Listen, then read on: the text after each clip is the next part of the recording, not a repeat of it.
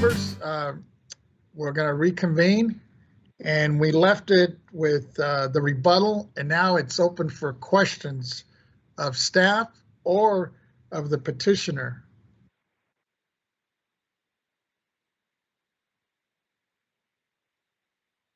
Do we have any questions of either one? Mr. Chairman. Yes, Controller Yee, go ahead. Thank you. I appreciate the presentation by the petitioner and certainly on the part of the staff as well. First, let me just say it's hard for this not to be an emotionally charged issue given the devastation of the wildfires, and certainly I know that Southern California Edison, as well as all the utilities in the state, are doing their best to be sure that we hopefully are mitigating some of the risks going forward. But to Mr. Jacasian's point, this is a new normal going forward. I think all of us are recognizing that perhaps any of those who thought that climate change was not upon us is upon us.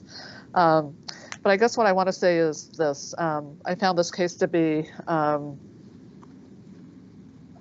the one hand, fairly clear cut. On the other hand, almost, and this is, I don't know how to describe this without it sounding derogatory, but I feel like some of the issues that are brought before us now as the Board of Equalization for value setting purposes is a little bit of venue shopping, in that some of these issues were before the CPUC. And the CPUC ruled, and some of these issues are back to us. I think the staff has actually been quite generous in making some adjustments in terms of the value that's currently before us. Mr. Moon enumerated some of those. And then some of the things that I think, and I will be the first to say, I think when we have our state assessee evaluation process, I'm always looking for how we get ahead of trends that are going to be affecting industries, and I think particularly for this industry, it is one that I'm going to ask state assessed properties staff just to continue to try to be out in front around this to see how we might need to pursue our value setting process differently as a result, and perhaps even maybe level set us going forward to the extent that these are going to be expenses and factors that are going to affect the valuation generally for companies like Southern California Edison. Having said that, I think with respect to what we are trying to do here, what I'm trying to reconcile is how do we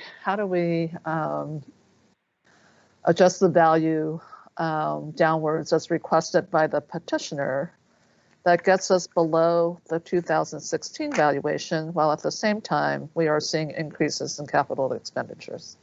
I can't wrap my head around that. And I know some of this has to do with how we're characterizing some of these expenditures, but at the same time, these are expenditures that are going to, earn a return, I think. And so I'm just having a hard time wrapping my head around that. I do want to address the insurance fund, however, and this is particularly troubling to me because it appears that there are two parts of this. So obviously the initial contribution and how the staff is treating that as a past expense. And the treatment of that has been essentially that initial contribution, I believe, has been amortized. And so I don't know how we are able to deduct that from anticipated income to be capitalized. I don't think we have the authority to do that. So that's troubling to me.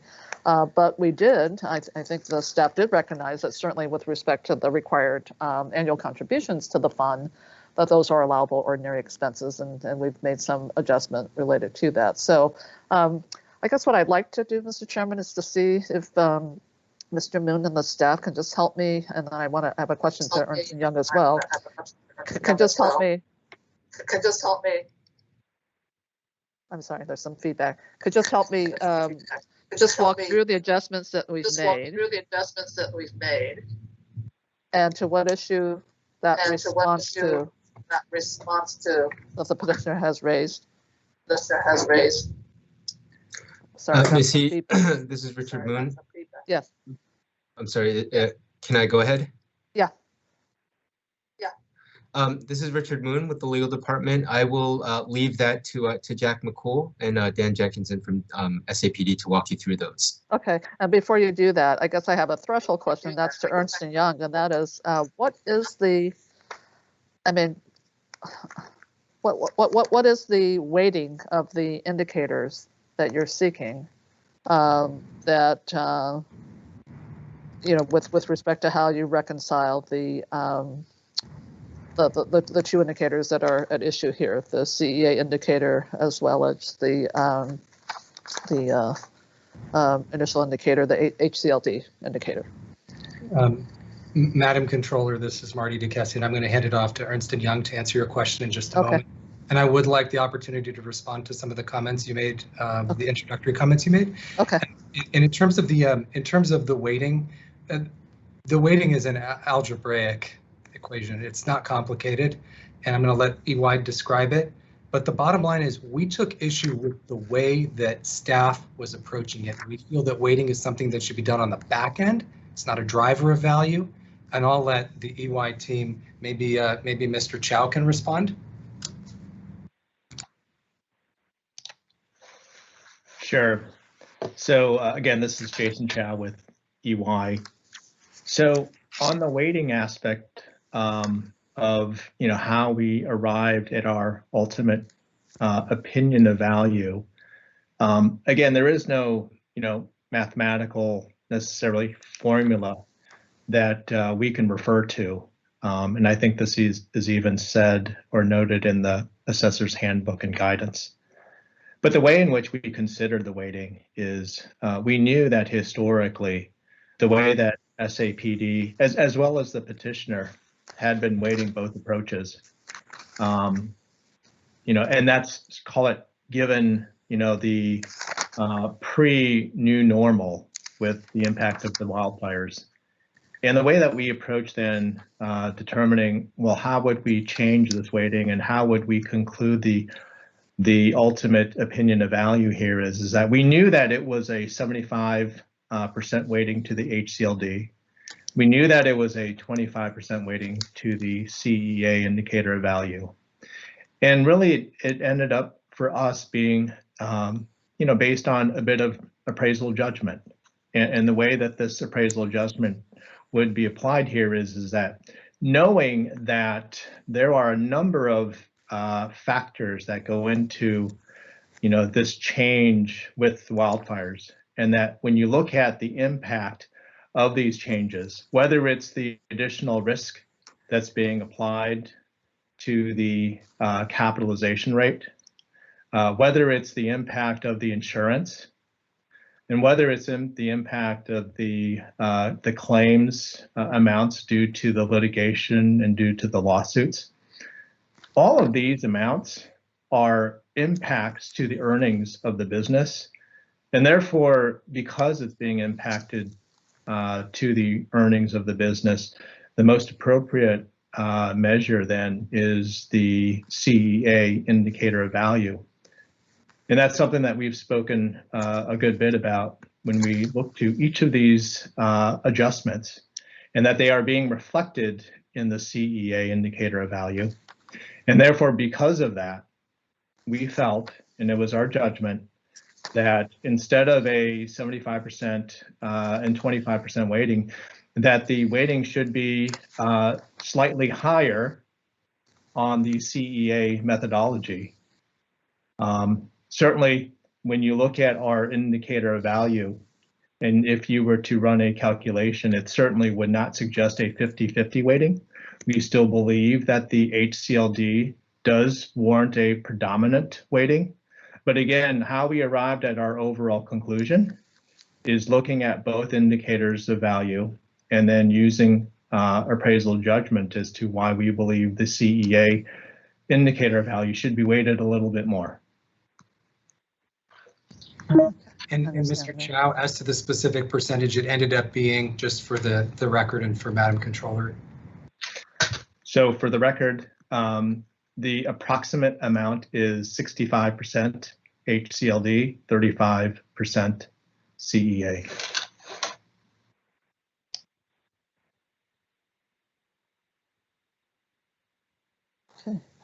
Great, thank you. And then I know Mr. Moon's going to speak. And Mr. Moon, when you kind of walk through, or have the team walk through the adjustments, can you also explain the concept of regulatory lag? Yes, Jack McCool will answer that. I think actually, Jack, did you want me to jump in here? This is Dan Jenkinson. Yeah. Feel free, Dan. Go ahead. Yeah, Madam Controller, this is Dan Jenkinson with the State Board. So you had asked for a basically a rundown of the adjustments made. Okay, so there were 3 wildfire adjustments made during the appraisal. The first was the adjustment for the $95 million paid over 10 years into the wildfire fund. We actually discounted that back to a present value and applied that to our CEA, which resulted in a $156 million reduction to value. The second was related to the $400 million $400 million of capital expenditures that they were not able to earn an equity return. We removed the benefit associated with the equity return from the HCLD calculation.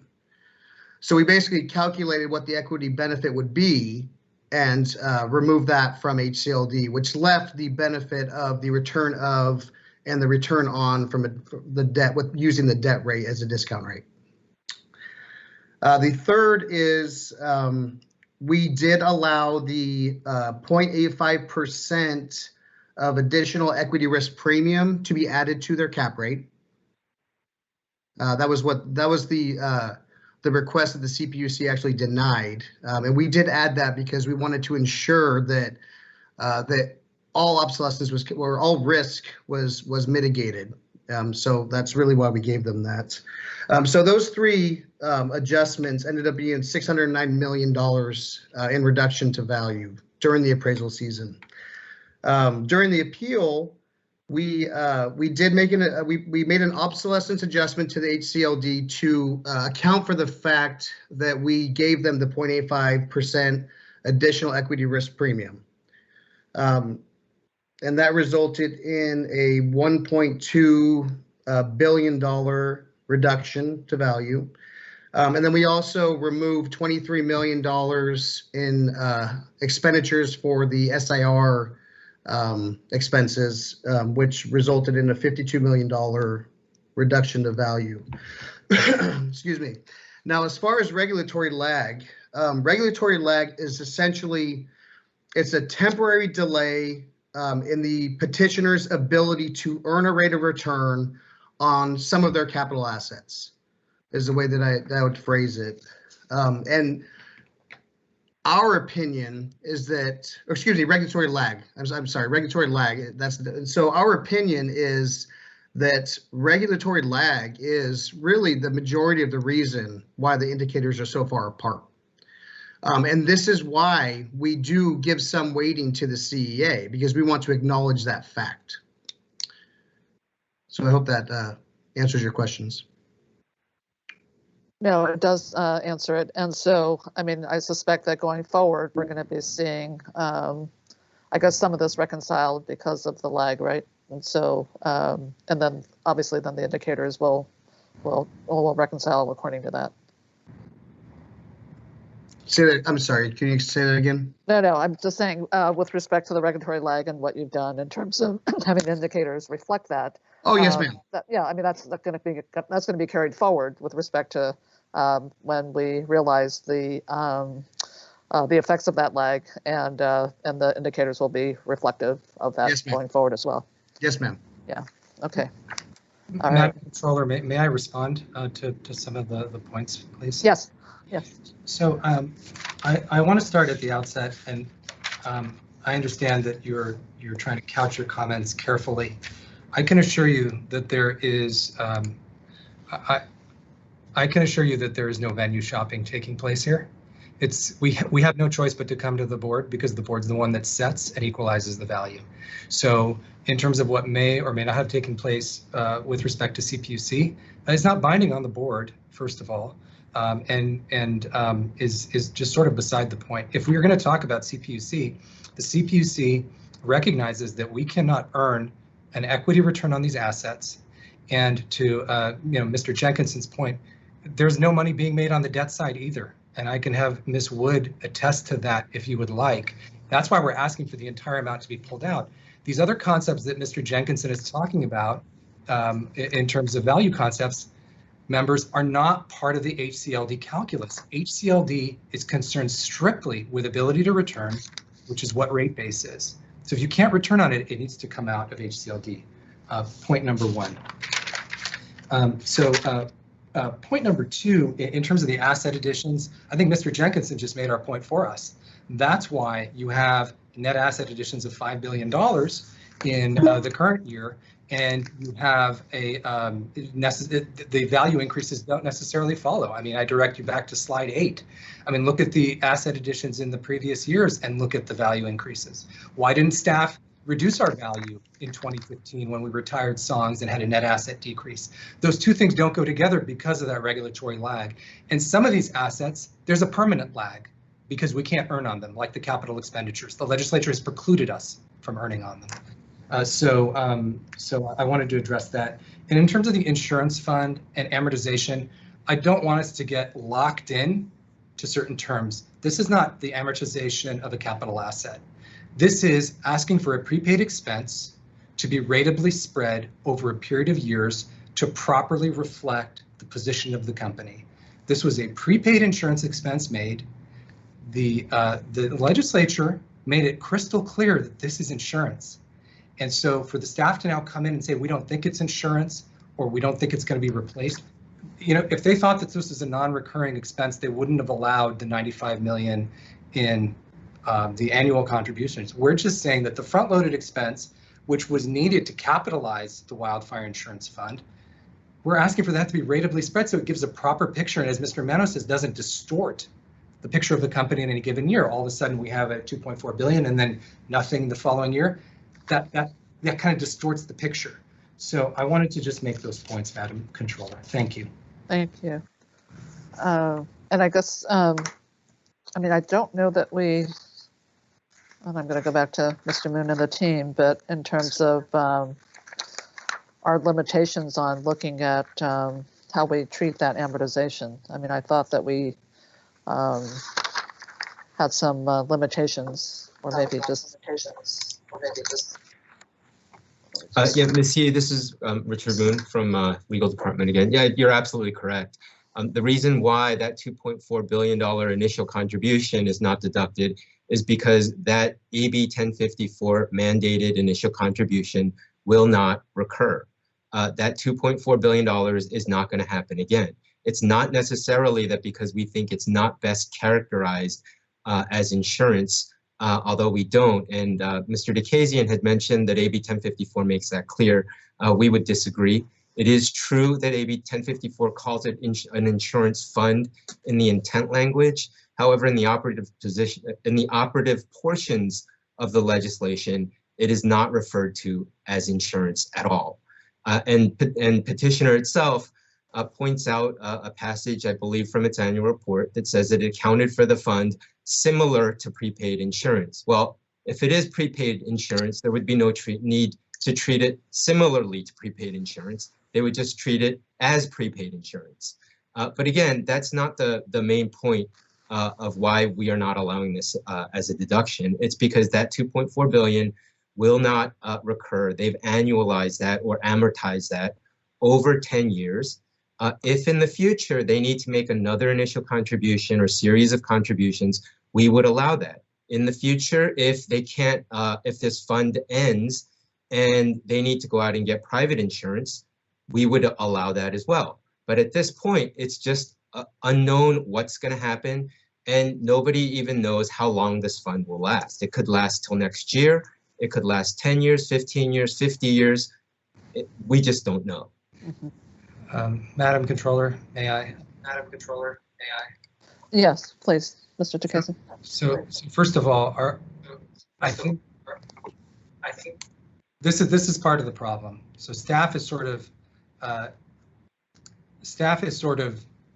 relying on sort of the routine way of doing things and not looking at this new normal. This is clearly insurance. I don't understand the argument. The fact that you had Ms. Wood testifying before you that this was the best option they had available. There's all kinds of public insurance. It doesn't need to be a private company. What about Fair Plan? Okay, what about Medicare? What about, there are all kinds of public insurance vehicles. This seems to me like Fair Plan, right? I mean, it's infeasible for private insurance companies to fill this void. And so the government steps in and sets up an insurance fund. They call it an insurance fund, whether it's in the codified language or it's clear that that's what the intent of the legislature is. And for staff to sit here and just look us in the face and say that this is not insurance, it looks like insurance, it walks like insurance, it talks like insurance. It is insurance. And so, and then, in terms of the amortization, again, we're asking for it to be ratably spread. It's not the amortization of a capital asset, which is what the Deleuze case that they cite talks about. This is a spreading of the expense on the front end. It was used to capitalize the insurance fund. So was it an insurance payment? Well, what was it? And it's going to be replaced. I mean, do we seriously? I mean, they can't sit here on the one hand, Madam Controller, members of the board, and say, oh, we fully recognize this is the new normal, and then say, oh, well, we don't know what's going to happen when the wildfire fund runs out. Well, if that's the case, why did you allow the annual contributions? Of course, we know something is going to take its place, some substantial level of expense. It's either going to be replenished or they're going to go into an even greater level of expense, as Ms. Wood indicated, $3 billion of coverage for $1 billion. I think we're stuck in the old way of doing things. And your board's own guidance, the assessor's handbook, this is the board's own published guidance, says prepaid insurance premiums are allowed to be annualized. So we don't have any distortion in the year-to-year value. Thank you.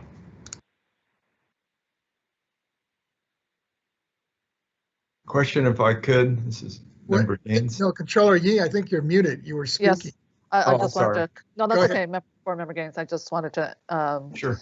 conclude my questions and remarks with this. Clearly, this is a situation to monitor.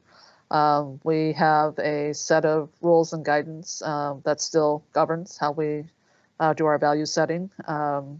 You can argue whether it meets the test of reality or not. And I would say that part of what we need to do in terms of our diligence is to continue to monitor how our companies like Southern California Edison are going to be operating going forward.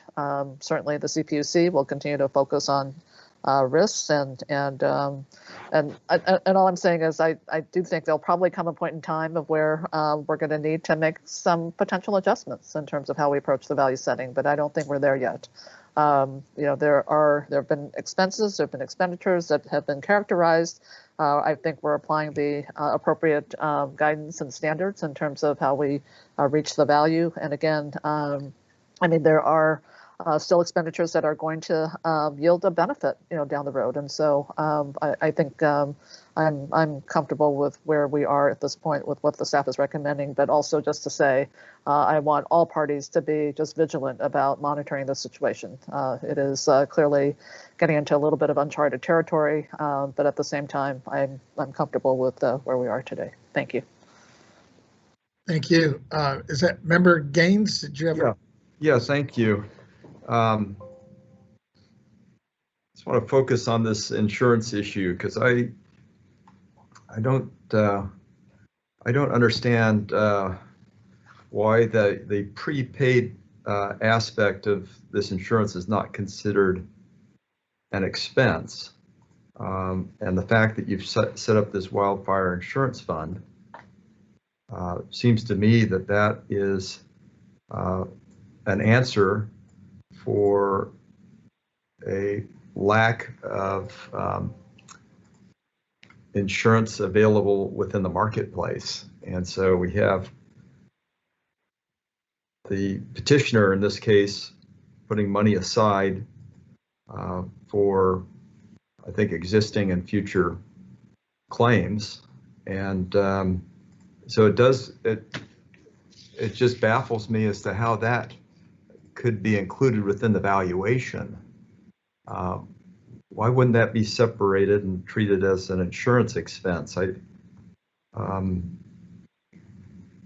This doesn't seem to add up in my mind. These utilities have real challenges on their hands, all of them, in terms of this definition of strict liability. So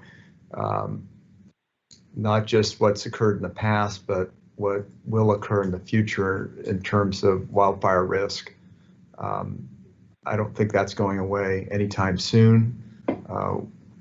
We have a history of dry climate in California. We've had droughts in the past. We've got issues with management of forest that were lacking. We've had beetle rot. We've had all sorts of challenges. So I think this is something that's going to have to be addressed by all utilities, not just this petitioner. And the strict liability, the definition is so broad that the exposure on the utility really lies with the utility itself. And so it seems to me that if there's a lack of market availability, certainly the legislature stepped in and came up with a solution with AB 1054. But that sure looks like insurance. It looks like something that might even happen in the private sector if you were having trouble getting insurance. There are mechanisms through creating a captive insurance company to provide a market, because the risk is so high it doesn't exist in the regular free market. So that's a stumbling block for me, and I just feel that it doesn't seem right to include that as assessed value, but should be instead treated as an expense. And I'd love to hear from both Mr. DeCasian and Mr. Moon on those comments. Board Member Gaines, I'd like to jump in if you don't mind. Sure. This is Dan Jenkinson with the board. Please. Yeah, so the reason that the amortization is not considered an expense is because our income model is based on cash flows. So this is not a cash flow. And the reason it's based on cash flows is because an investor, a potential investor, one, they're going to look toward the future, right? They're looking forward. They're not looking back, but they also care about cash. You know, they care about how much money they're going to make, how much cash they're going to make. They are not concerned with the accounting adjustments that may come through their income statement that were based on the seller, seller's running of the business. I mean, the only benefit that a potential purchaser would get from the amortization is maybe a little bit of a tax break. I mean, it's not a cash flow, and therefore wouldn't be considered by a potential investor. So that's why we don't allow. If I were interested in buying a company, I would want to take a look both forward and back. I want to know what the liabilities are that exist from something that's occurred in the past, but also what the potential risk is of something that occurs in the future. And as that investor in that company, you'd have to, assess you'd have to make a calculation in terms of what that expense would be into the future, and your pricing would be adjusted accordingly. So, Mr. Gaines, this is Jack McCool with the State Assessed Properties Division. And I think a couple of points I want to make. So what we're actually trying to accomplish is not to value the company as an entity. What we are tasked with is coming up with a value for the property. So, and some of these items that we're discussing, we might be hung up on terms and things of that nature. But from that standpoint about potential purchasers, I think we sometimes have to step back and ask what we're actually trying to value. So, and then the other point I do want to make. Okay, can I ask a question to that then? If these were premiums paid to an insurance company, would they not be expensed? So I think the way that we have approached this fund is the legislature has created a fund, and I think there's disagreement on whether we characterize it prepaid insurance or not, but for our purposes, the fund has two components. We have an initial contribution of $2.4 billion, which participating utilities were required to pay. There's a different amount for the participating utilities. For Edison, they were required to pay this $2.4 billion to participate in the fund. And they paid that in 2019. And after the initial contribution, there were 10 annual payments of, $95 million. So when we look at our income approach indicator, our CEA indicator, it is a perpetual life cash flow forward-looking model. So for our purposes, to include or to quote unquote annualize that initial contribution in conjunction with the annual payments is a violation of our CEA model, which is looking at known cash flows in the future. And the argument we have made is the $2.4 billion initial contribution, there's no entity that knows for a fact something like that giant contribution will be made in the future. So we've made our adjustment based on the facts that we do know, which are the remaining annual payments. Well, it seems to me the model's not. The model's not. Yeah, Mr. Gaines, if I might jump in here just very briefly, with regard to your question of whether if that 2.4 billion was undisputedly prepaid insurance, if that 2.4 billion initial contribution was paid sometime in the past, we would not allow that. We would not allow that for 2020. Member Gaines, staff has had ample opportunity to respond. May I respond to some of these points? If may I just say one more thing, and then I'll mute here. But I do also want to remind everyone that in 2019, the board did make a $2.1 billion adjustment related to the idea of wildfires. So, we weren't sure exactly what was going to happen back then, and so we made an adjustment based on an estimate that we thought was sufficient. And it's very close to the number we're talking about. So time shot. It's going to be a reoccurring. I think you're going to have a reoccurring exposure. So yeah, you made an adjustment for 1 year, but this is not going to go away. I think we're going to continue to have challenges into the future until we dramatically increase management practices, but also coupled in that are weather conditions. And I just don't, I think it's an ongoing expense that's not going to go away. Thank you. Member Gaines, is it okay for me to respond? Please do. Thank you, sir. So, so first of all, if all they care about is cash, right, as they've stated, then give us the claims expense accrual, right? Because that's a future expense. That's point number one. Point number two, that's massive inconsistency in they're handling this. So that's point number one. Point number two, the reason that this prepaid, I'm getting some feedback. The reason that this prepaid expense provision exists in the board's own assessor's handbook is because you don't want a situation where, exactly as we have here, where shortly before the valuation date, we had a massive expense and that taxpayer gets treated one way. And then shortly after, right, you get the same expense and that taxpayer gets treated differently. That's what is happening here. And that's why the prepaid expense provision is in the assessor's handbook to normalize expenses, right? So that you don't distort the company value from year to year. It's just that simple. And so so for staff to say that this is a past expense, read the assessor's handbook. It's right there. That's the general rule. Yes, cash on an annual basis, year to year, exception for prepaid expenses, and this is insurance. I don't know how to say it any differently. And in terms of not caring about what prospective buyers think, that we're only valuing the assets, totally wrong. We're valuing the company as a going concern, unitary value, We're not picking off assets one by one and looking at value. We're looking at the value as a going concern. And that's what Rule 8 talks about. A reasonably well-informed buyer. What would they think about this? Board's own reg. And so, you know, in terms of labels, we're not attached to certain labels. They're attached to the amortization label. Let's stop with that. Let's talk about the substance of what this really is.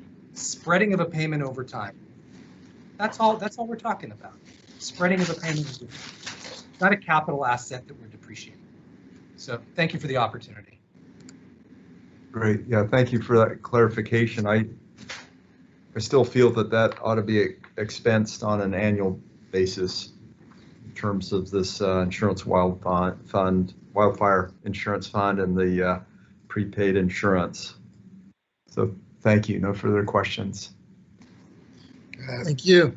Vice Chair Schaefer here. Vice Chair Schaefer, go ahead. Yeah, I defer to all that Member Gaines has had to say. He's an insurance professional and has decades of experience in this field that most of us don't. If no AB 1054 insurance is available, SCE would have to go into the private market to buy it at a greater expense. Do we know what that greater expense is? What the cost differential they'd have to pay in the private market for the same kind of coverage that's required? And does that extra expense going to factor into their ultimate valuation as a going business? Excellent question, Vice Chair Schaefer. If I may, if I could have Ms. Andrea Wood, the Vice President of Tax at Edison, answer that question for you. Yeah, this is Andrea. I'll try to do my best. Again, kind of going back to the example that I had before, back before AB 1054, for just $1 billion of insurance, we were having to pay, $300 million. And it was at that point, it was actually very, very difficult for us to try to get insurance even beyond that, which we know we needed beyond that because of the level of the fires and the liabilities that we were incurring. When we did the math to try to evaluate whether or not we actually wanted to participate in AB 1054, there were some, inquiries into the different markets and models that were done that showed that, if you look at our financial statements, the upfront contribution in, so the upfront premium paid, and then the annual premium requirement. If you look at the 10 years period that we would be covered by the fund, and the fund was designed economically to cover a 10-year period based on the costs, that was approximately $300 million a year, which is very similar to what we had been paying in the past. However, our coverage is greater. The prices I was quoting before were like for $1 billion of insurance, the fund could conceivably pay for much more than that. Again, because we're in a fund with PG&E and San Diego, we're pooling our risks. And so, you could have a situation where one company has a devastating wildfire in one of their territories and could exhaust the fund, which would require more contributions in. That could certainly happen. But again, it was designed conceivably to cover 10 years worth of exposure. And that, coupled with our mitigation expenses that we're having to pay, is really designed to kind of prevent over time these catastrophic wildfires. We're still going to have them. They're still going to happen, but you could conceivably control the claims a little bit if you're constantly mitigating. So that's how the fund was set up. And I'm sorry, Mr. Schaefer, I can't quote you exactly what it would have cost before, but when our internal folks in our Treasury group did those analysis, they did it based on input from our risk management team, and they came to the conclusion that it was a much better an insured deal, that we would get the coverage if we went ahead and opted to participate in the fund. All right, thank you, Ms. Wood. Sure. I have nothing further. Thank you. Folks, man, I'm really torn on this one, and I really agree with several of the comments that were made by our controller, and then especially from our member Gaines, who is in the insurance business and understands it probably better than all of us. I guess my question is on this formula that I think was made by one of the presenters or the petitioners, I'm saying, to possibly adjust the percentage, I guess, from the HCLD 65% to the CEA at 35%. If I can ask the staff what that difference would mean financially. This is Richard Moon from Legal. Well, we would have to work that out, but I think perhaps even more important than that, we're not even sure what the judgment or calculation. I think I may have heard them say that it was not a mathematical formula. We're not even sure that we would agree with that 65-35 or what goes into it. So, you know, we could certainly do the math, but that would take a little bit of time. Okay.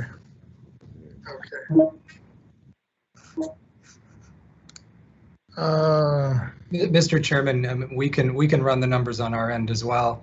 And it was 65-35 is what it ended up. 35 is what it ended up. So. And do we know what those numbers are? We can have someone. We can have someone.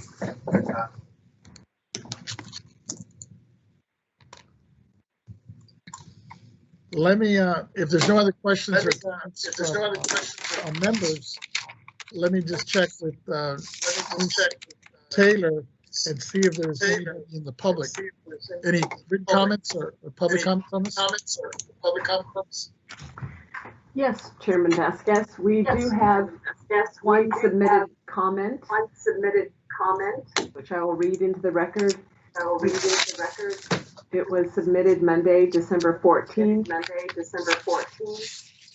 It's anonymous, and the comment is as, please don't take away school funding in the middle of a pandemic by giving it a kickback tax break to Southern California Edison. End of comment.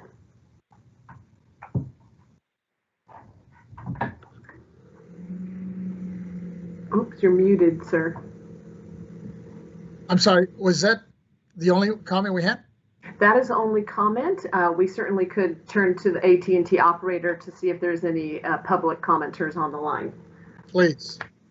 AT&T moderator, can you please let us know if there is anyone on the line who would like to make a public comment regarding this matter at this time?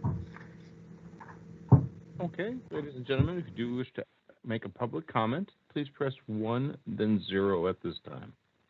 1, 0.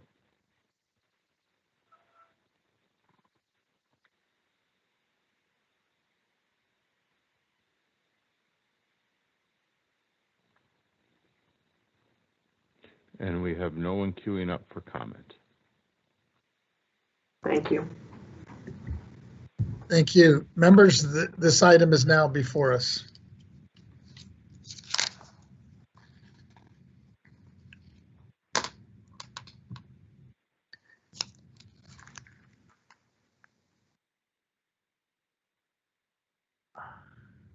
Mr. Chairman. Yes, Controller Yee, I hear you in the back. I can't see you, but I can hear you. Okay, I'm here. Go ahead. I'll make a motion to grant the petition in part to reflect the recommended adjustments as it relates to issues 5 and 6, and deny all other issues raised. Vice Chair Schaefer, I second the motion. Any other comments or questions from the other members? Yeah, question if I could. Yes, Member Gaines, go ahead. Okay, so can you just clarify those items, those 2 items that would be included in the motion in favor of the petitioner? Sure, I think the agreed upon adjustments related to issue 5, and that was about the self-insured retention expenses. Okay. And then issue 6 was the economic obsolescence adjustment. Okay, but not addressing the wildfire insurance fund. No, not at this time. Okay. All right, thank you.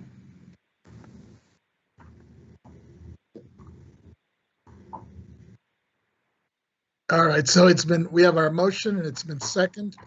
Seeing no other questions or comments, let me get Ms. Taylor to call the roll. Thank you. Chairman Vasquez, Aye. Vice Chair Schaefer, Aye. Member Gaines, No. Member Cohen is not participating, Controller Yee. Aye. So that passes by a 3-2 members. So, Actually, Two. 3-1. 3-1. 3-1-1. Tony, oh, I'm sorry. I had Cohen. Yeah, I'm sorry. I had Cohen. That's right. So it's 3-1 and then 1 abstention. Correct. I'm sorry. You're right. So it still moves forward. So this is now behind, it's past us now. And it sounds like obviously there's, in listening to the members, there's definitely some interest in following this a little bit closer and hopefully, and I know I can hear from, especially listening to the comments from Member Gaines, I think we need to follow this a little bit closer. And I know staff seems to be open, and I'm sure we're going to hear from Southern Cal Edison afterwards to see what we can do, because I think we all know that, wildfires are not going to end. Climate change is upon us, and we're going to have more disasters. And at the end of the day, we need to come up with, I think, a better formula that incorporates some of these expenditures. I was still on the fence on this whole insurance piece. To me, that was a little bit confusing, but not having anything else to judge it by or to really make that adjustment, I sided with the motion. But I'm hoping we can come up with a better formula moving forward. Thank you for your time, and especially the controller. I know we held you a little bit late here. I know you had to move on. That's all right, Mr. Chairman. If I could, Sure. There are several non-appearance items. I'm happy to take action on those before I hop off the meeting call. Perfect. All right. If we can get Ms. Taylor to call those. Could I comment briefly before we? Sure. Member Gaines, go ahead. Yeah, I want to thank you, Chair Vasquez, for looking at this issue, because I think we do need an update in terms of how we treat not just premiums, but money going into a wildfire fund. And there, in my view, ought to be flexibility in that in the future. So I'm hoping that we as a board can take a look at that. Yes, I'm definitely on board with that. Great, thank you. Chair Vasquez, Vice Chair Schaefer, I second Member Gaines' comments. Thank you. With that, Ms. Taylor, if you would move on to the next item, because I know we have Mrs. Yee on pins and needles. She needs to move on. All right, thank you.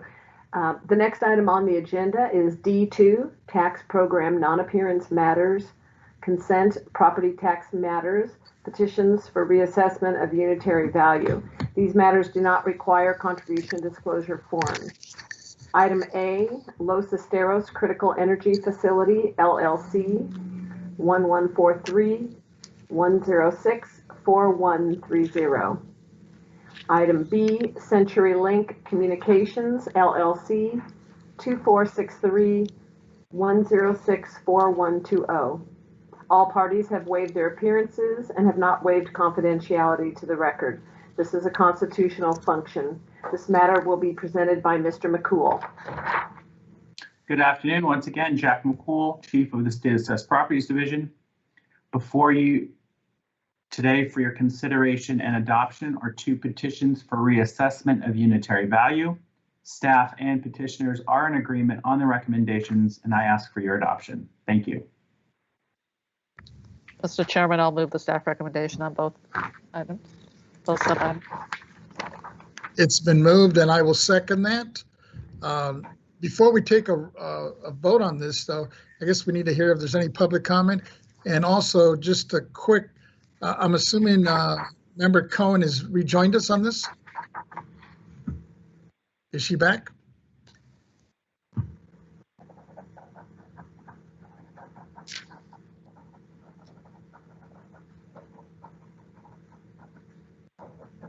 While we're waiting, Ms. Taylor, can we check, is there any written comment or public comment on this? Thank you, Chair. There are no written comments on this item. And AT&T moderator, can you please let us know if there's anyone on the line who would like to make a public comment regarding this matter at this time? Okay, as a reminder, please press 1, then 0 if you wish to make public comment. Again, 1, then 0.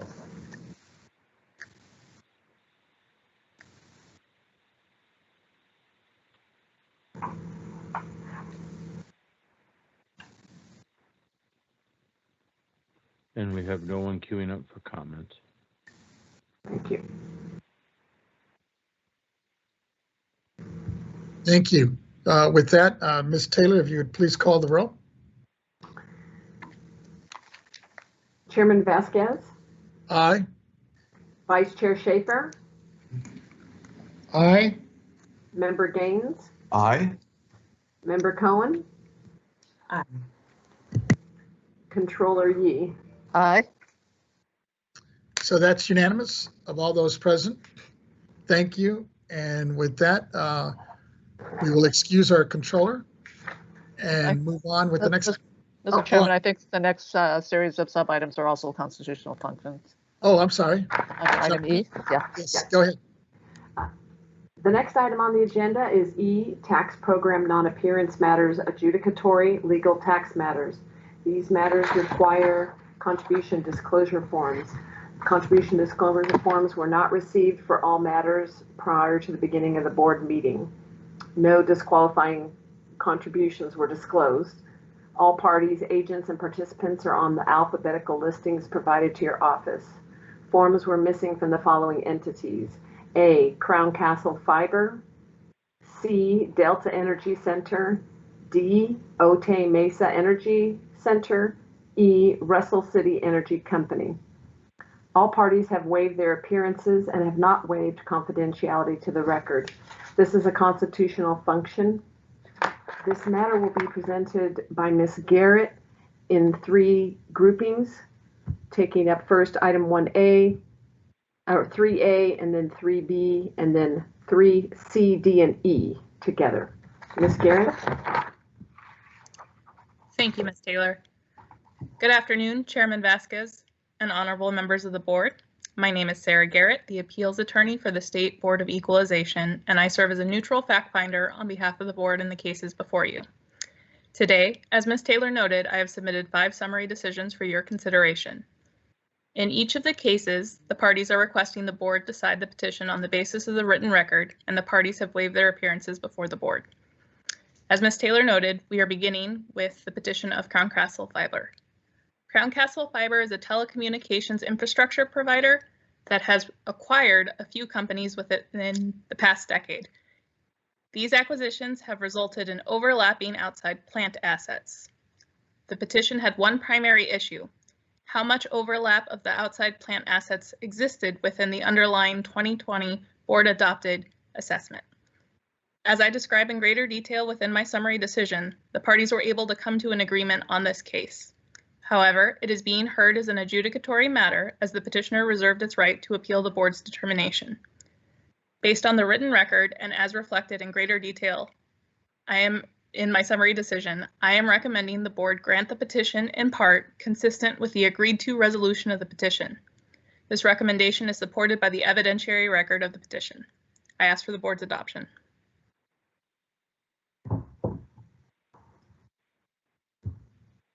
Any questions or comments of the staff? Mr. Chairman, I'll move the staff recommendation. It's been moved, and I will go ahead and second that. Ms.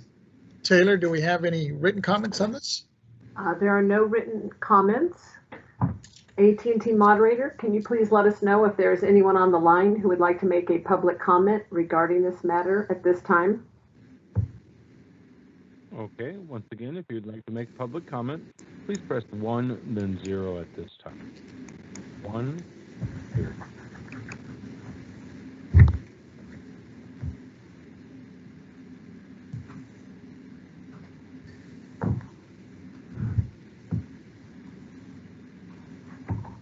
And we have no one in queue for comment. Thank you. With that, Ms. Taylor, if you please call the roll. Chair Vasquez, Aye. Vice Chair Schaefer,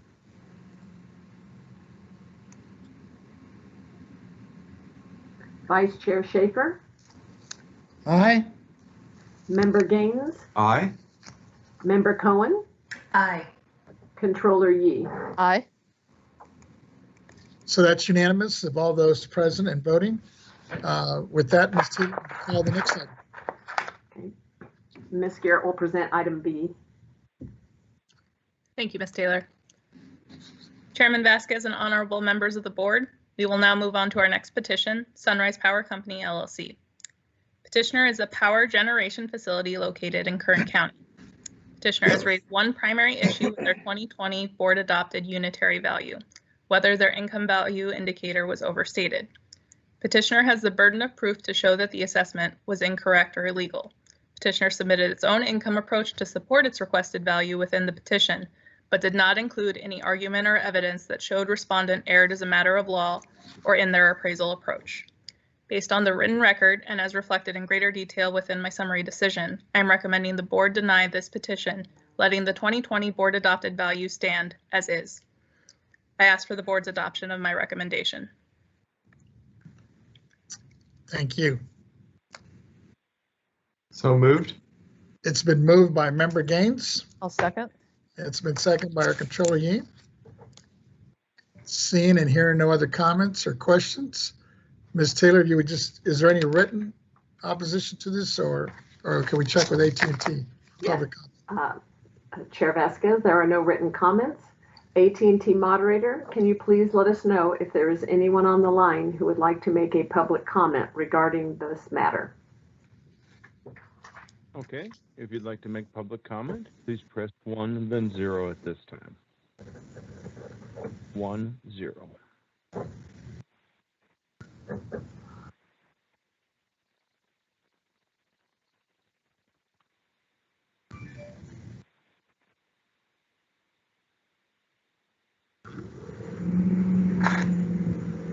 And we have no one in queue for public comment. Thank you. Ms. Taylor, if you please call the roll on this item. Chairman Vasquez. Aye. Vice Chair Schaefer. Aye. Member Gaines. Aye. Member Cohen. Aye. Controller Yee. Aye. So that's unanimous of all those present and voting. Thank you. Ms. Taylor, you please call the next item. Ms. Garrett will provide information on items C, D, and E. Thank you, Ms. Taylor. Chairman Vasquez and honorable members of the board, we will now move on to our last 3 petitions of the 2020 state assessed appeals season.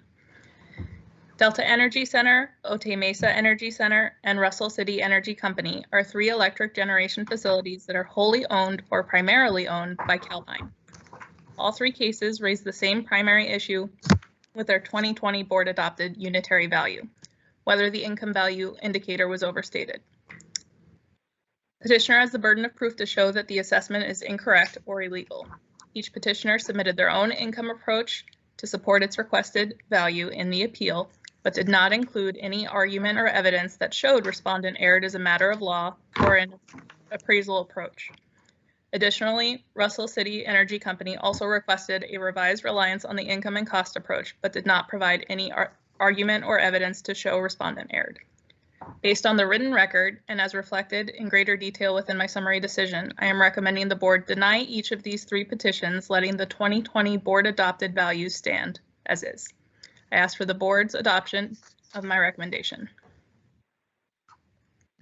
Thank you. Members, this item is now before us. Move the staff recommendation, Mr. Chairman. It's been moved by Controller Yee. I will go ahead and second that. Do we have any other comments or questions? At this time, we do not have any written comments. AT&T moderator, can you please let us know if there's anyone on the line who would like to make a public comment regarding this matter? Okay, ladies and gentlemen, if you would wish to make public comment, please press 1, then 0. 1, 0.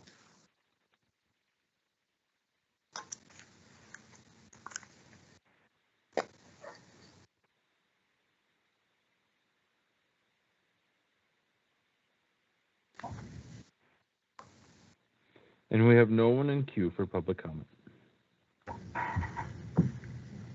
Thank you. Ms. Taylor, please call the roll on this item. Chairman Vasquez, Aye. Vice Chair Schaefer, Aye. Member Gaines, Aye. Member Cohen, Aye. Controller Yee. Aye. So that's unanimous of all those present. Thank you. And I believe that concludes those items. Yeah. No, Ms. Taylor? That is correct. Mr. Chairman, thank you very much for your flexibility with my schedule. Deputy Controller Stowers will be sitting in for the remainder of the committee. I just want to wish everybody happy holidays and please stay safe. Thank you. Thank you, Controller Yee. Take Thank care. Thank you. Take care. Same to you and safe travels. With that, Ms. Taylor, I was just asked if we could take just a quick 5-minute break, a restroom break, before we get into the next item, if people are okay with that. Yes. Okay, we'll take a quick 5-minute break and we'll be right back.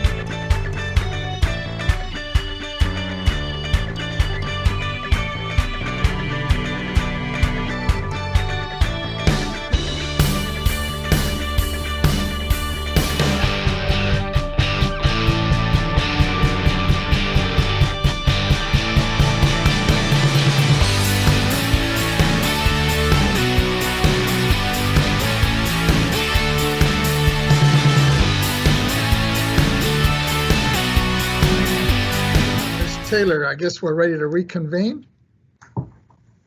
Yes, I think so. Yeah, let me confirm that we're live. I thought I heard somebody say we were live, but Oh, wait.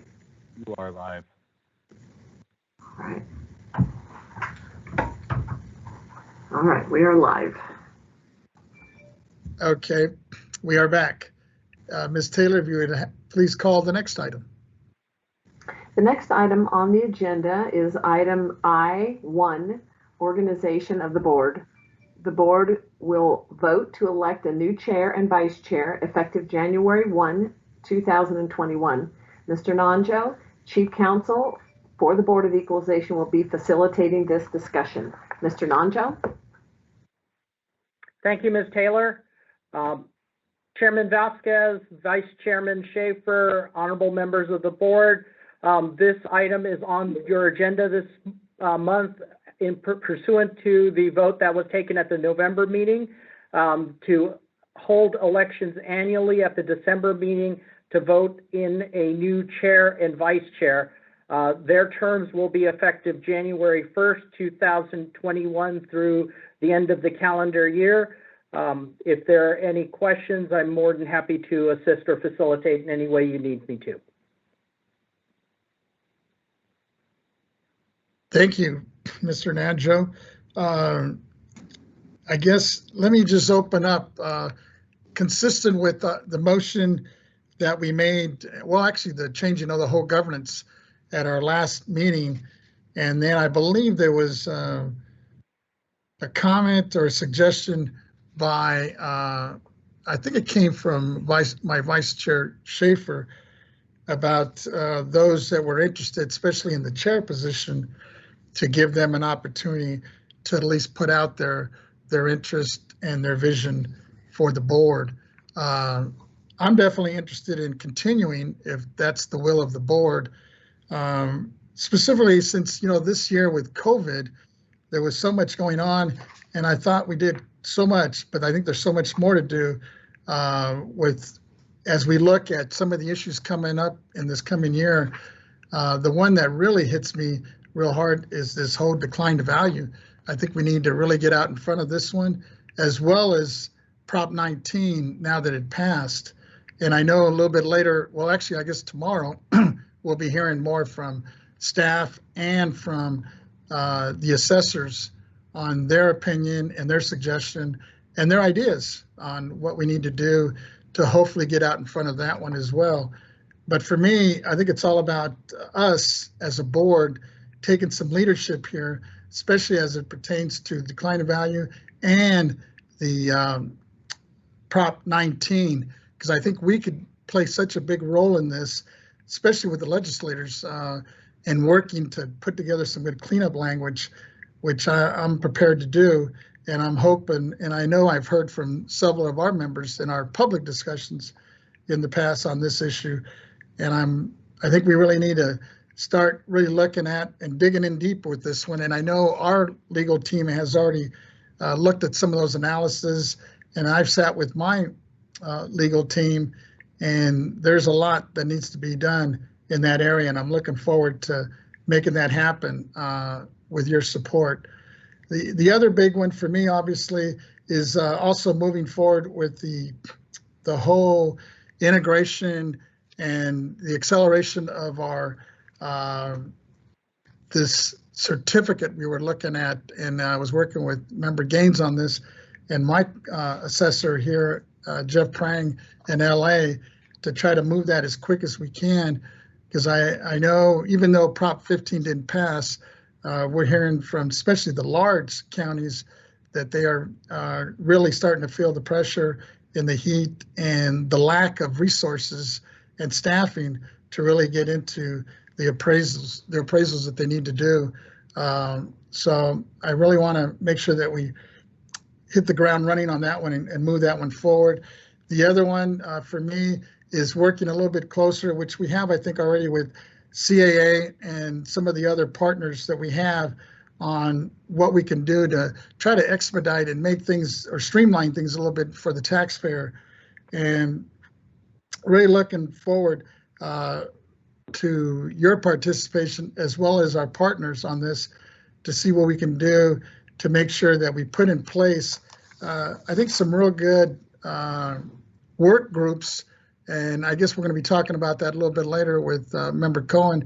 You know, I know originally we were looking at the structure, maybe focusing more on committees, whether we call them committees or work groups. I think we need to take advantage of that where we can begin to start breaking ourselves up a little bit and developing these work groups that kind of take some of that legwork and background, especially meetings and stuff, to try to put together a good structure that I think can carry out several of the goals that we laid out originally in our strategic plan when we met 2 years ago. And I know now, given COVID, one of the things we may want to look at is maybe to revisit that and possibly call for another, I don't know if you call it a retreat or a regroup, to maybe reassess some of the goals and objectives that we laid out 2 years ago. Because now I think, given COVID, I think things obviously have changed and things are going to be very fluid. And I think we need to be very fluid with it. As we heard just earlier today, you know, this whole petition and appeal from Southern Cal Edison, you know, I think many of us had a really tough time on that vote because it's going to be difficult. I don't know if we can continue to operate business as usual as we begin to see more and more of these disasters coming before us, whether it's a wildfire or an earthquake or another pandemic. So those are kind of my thoughts and ideas, and I'll open it up to see if there's other folks that are also maybe interested, to give them an opportunity to lay out their vision as well. So with that, it's open to the members. This is Vice Chair Schaefer. I had some comments. Sure, go ahead, Vice Chair. Chair Vasquez, I have been honored to serve with you this past year. I'm impressed at what great respect you have with the legislature and everyone else that you turn to representing us. And it's made me feel like I'm doing a better job just because you're there to lead the way. I disagree with legal staff on whether we can talk to each other about our election within the board, but I have great respect for Member Cohen and her views on this, and I will limit my comments there outside of a formal meeting when we can not be under the time pressures we are today. We've had a very rough year. I've never really seen billion-dollar matters on our board like we did today. I've never seen my paycheck cut 9% due to a pandemic like we've all suffered. I went down to see my doctor yesterday, and because I had a cough or something, staff wouldn't let me in the building. You know, I just am not used to all this, but we are all survivors. I didn't recognize Ms. Stars today with her hair removed, but I now see that she's somebody I really do know and appreciate, and she does an outstanding job representing our controller, and it's such a pleasure to serve with her. I've enjoyed so much the respect I get from Ms. Cohen, and when she was chair, she made it a lot easier for me. And I'm also very fond of our senator, and the only Republican on our board, but he does a nonpartisan job in seeing that we serve the public, and I appreciate that very much. And you may notice he's got a state seal above his head like I do. I think he's playing copycat there. I would like to state that I have confidence in Chair Vasquez, and I'm beginning to appreciate his suggestion that maybe he'd better serve our board and the state of California if we had 2 years experience. I'm not getting any younger, and I'd like some time to serve, but you know, I will be in office for 2 years. You know, maybe I should get my campaign signs made up for 2022 and not 2021. So I would announce that I would support Chair Vasquez and move that we confirm his continuance for a second year as our chairman. Thank you. I would second that. This is Member Gaines. I appreciate that. Anybody else?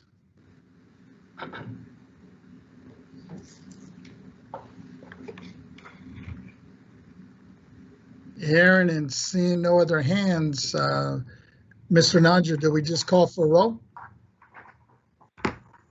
That's correct. That's a duly moved and seconded motion that Chairman Vasquez be chair for next year. At this point, it would be appropriate for Ms. Taylor to call the roll for the vote. Before you call the roll, I'd like to speak because I don't Sure, go ahead, Member opportunity to just share some of my thoughts. Sure. Well, good afternoon, everyone. And I just really wanted to take an opportunity to express my interest in being chair as well. I have not had a chance to weigh in on this discussion, but I really welcome the opportunity to serve again in this capacity. I believe that I demonstrated leadership both as a member and as a chair that helped us preserve the Board of Equalization, steady the ship as we continue to move forward, and contributed in a pretty significant way as a member, bringing issues like the Assessment Appeals Board deadlines to our attention, hearing items, re-envisioning what the Board of Equalization could look like, and how we can continue to serve the state of California. I have demonstrated leadership not only as chair, but again, as a member around the issues that are vast. I think it's important for us to leverage the $70 billion property tax system. I believe my priorities remain the same, to continue to regain our stellar operation and reputation, the rebuild and reinvest in the agency, continuing to partner with the legislature and the governor's office. And I think those relationships really do matter. And I think that it is no secret that I definitely have deep relationships that have been able to benefit us as members of the Board of Equalization and maintaining Board of Equalization status.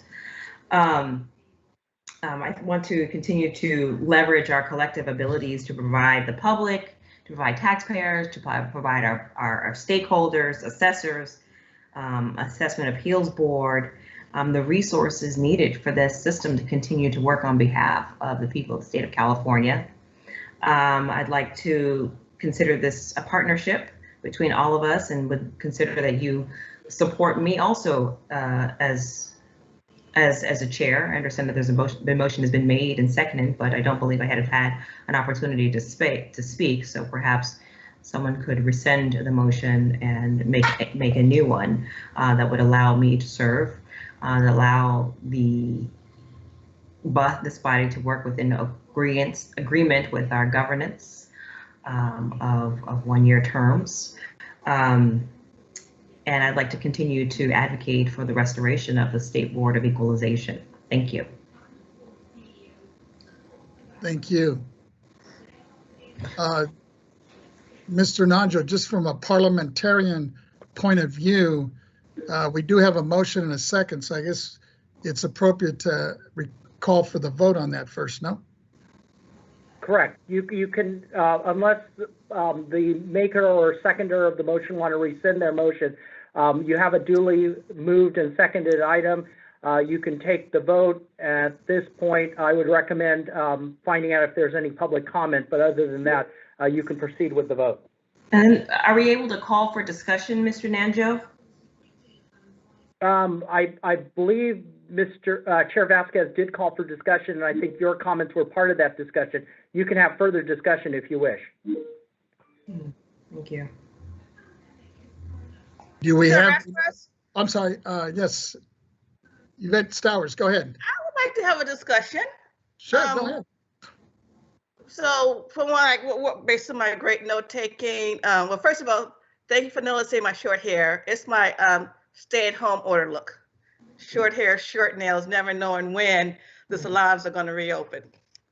Well, with that being said, as Comptroller Yee said last month, everyone, all district members are qualified for the position of chair.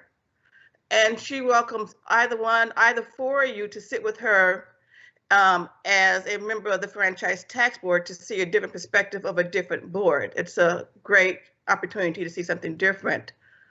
As far as my experience over the past 2 years, starting with the current chair, I do think that you've done a fair, excellent job in being the chair, especially considering our times right now, difficult times. And as far as Member Cohen's prior year chair, she also did an excellent job during some very difficult times, as you know, where at least the four of you guys were very active down at the Capitol fighting against ACA 2, which I think she did an excellent job in spearheading and having that not to come for a vote. She's also presented some new interesting ideas for the BOE to pursue as far as some of our work groups or stakeholder meetings. And so I think that we really should acknowledge that. Thank you. Either way, You were kind of breaking up on me. I'm sorry. I took a deep breath. Oh, okay. Either way, our office is neutral on this. You guys are both excellent candidates. Thank you. Thank you. I think Mr. Naja said we should check. Is there anybody in the public? I don't know if there's anybody, if we can have AT&T check on this. Yes, Chair. There are no written comments. AT&T moderator, can you please let us know if there's anyone on the line who would like to make a public comment regarding this matter? Okay, ladies and gentlemen, please press 1, then 0 if you'd like to make public comment. 1, 0.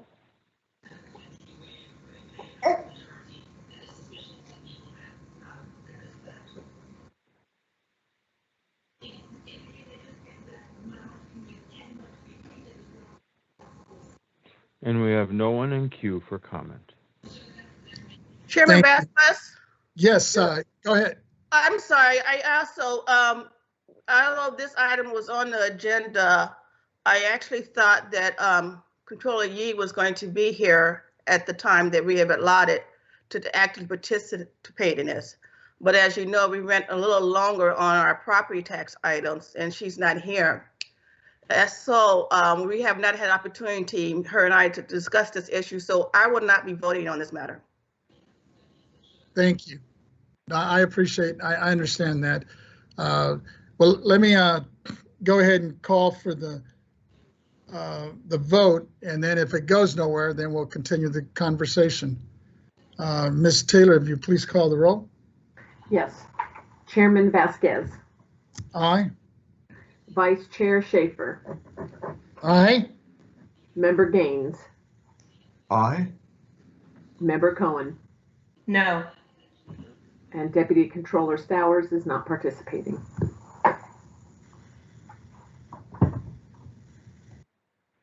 That's 3-1 and an abstention. So we have that. Thank you for those that supported me. And I know I've had several conversations with Ms. Cohen, and I'm looking forward to her continued participation. I know she mentioned that she obviously wants to come back and hit the ground running after her newborn, and I'm looking forward to her involvement and welcome any support that you have. And I'm looking forward to working with you as well on some of your issues. I know you've been spending a lot of time and real interested on this whole structure, committee structure, and whatever I can do to support that, by all means, you can count on me. Thank you, Mr. Chair, and congratulations. I just want the record to note that I've been back. I didn't come back. I'm not coming back, but I've been back and attended last month's meeting as well as this month, December's meeting. So thank you. Thank you. Mr. Nanjo. Yes, thank you, Chairman Vasquez. The next item of business along the same lines, the same item, I1, is the election of the vice chair. So same process. If somebody either wants to make a nomination or make a motion for a particular person as vice chair, that would be appropriate at this time. But folks, I think I presented this last meeting when we were dealing with the whole governance. And I'm still a strong believer, and I'm hoping at some point maybe we can take this up maybe next year, is that, moving forward after my this next year as a chair again, is that I think, whoever becomes the chair, we should let him or her be the chair for 2 years. I think, 2 years is probably the most appropriate. And with that philosophy and my my position on this, I would go ahead and continue, since I've been working real good with my vice chair, Mike Schaefer. I would nominate Mr. Mike Schaefer, the vice chair, for another year, unless there's another nomination or objection.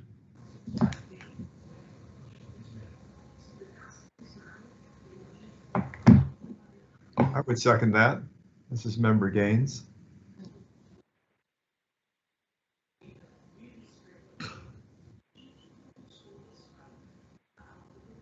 Anybody else in the queue? Yeah, I would second that. This is Member Gaines. I don't know if you heard. I did hear you, Member Gaines. Thank you. Just for the record, Chairman Vasquez, this is Henry Nanjo, Chief Counsel again. We should find out from Vice Chair Schaefer whether he accepts that nomination. This is Vice Chair Schaefer. I'd be proud to serve with Chair Vasquez. Thank you, sir. So we have one nomination for Mike Schaefer. Is there any others out there?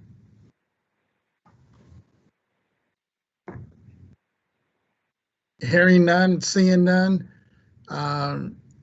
Ms. Taylor, I guess if you could check with AT&T and see if there's any public comment on this before we move forward. Yes. AT&T moderator, can you please let us know if there's anyone on the line who would like to make a public comment regarding this matter?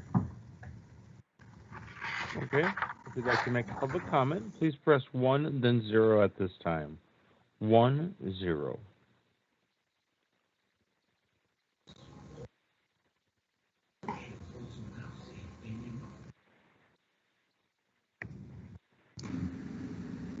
And we have no one in queue for comment. Thank you. With that, members, let me ask Ms. Taylor to go ahead and call the roll. Chairman Vasquez? Aye.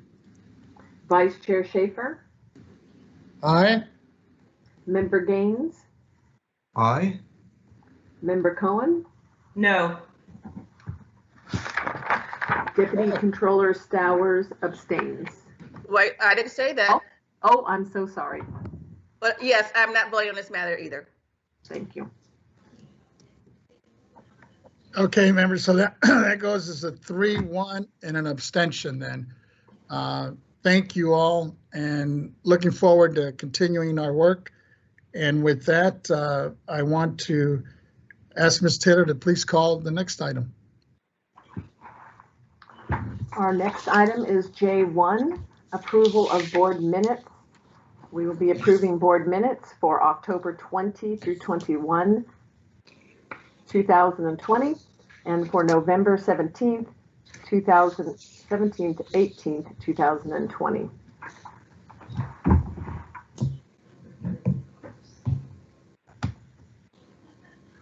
Members, are there any questions or comments or on the minutes of October 21, 22, and November 17th of 2020?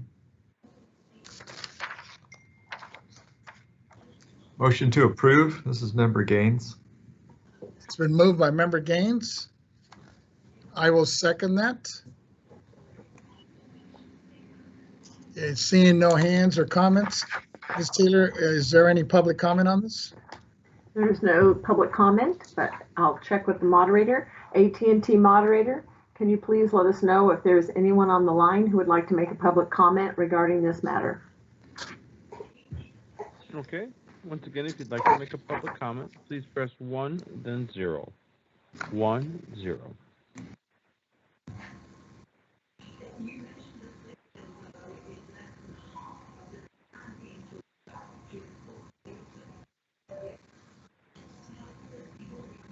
And we have no one in queue for comment. Thank you. Ms. Taylor, if you please call the roll. Chairman Vasquez, Aye. Vice Chair Schaefer, Aye. Member Gaines, Aye. Member Cohen, Aye. Deputy Controller Stowers. Aye. So that's unanimous of all those present and voting. Thank you. Ms. Taylor, you please call the next item. The next item is J2, Approval of Assessor's Handbook, Section 531 for 2021. Request approval for publication of the 2021 revision of the Assessor's Handbook, Section 531, Residential Building Costs.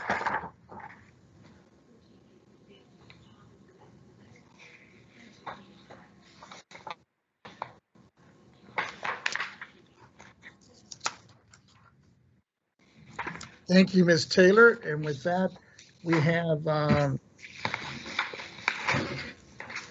members. We have this handbook, and I'm looking at this huge book that was revised here. Are there any comments or questions?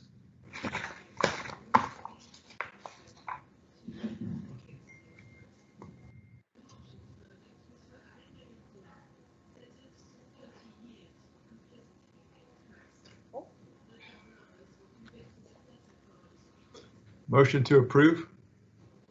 It's been moved by Member Gaines to approve. I will second that.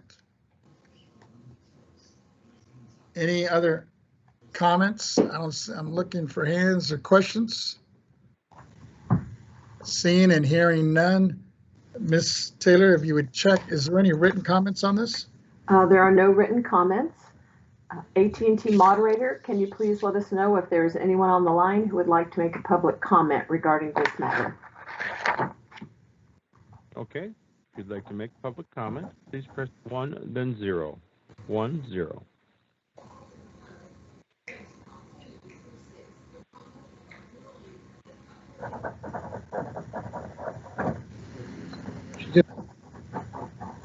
And we have no one in queue for comments.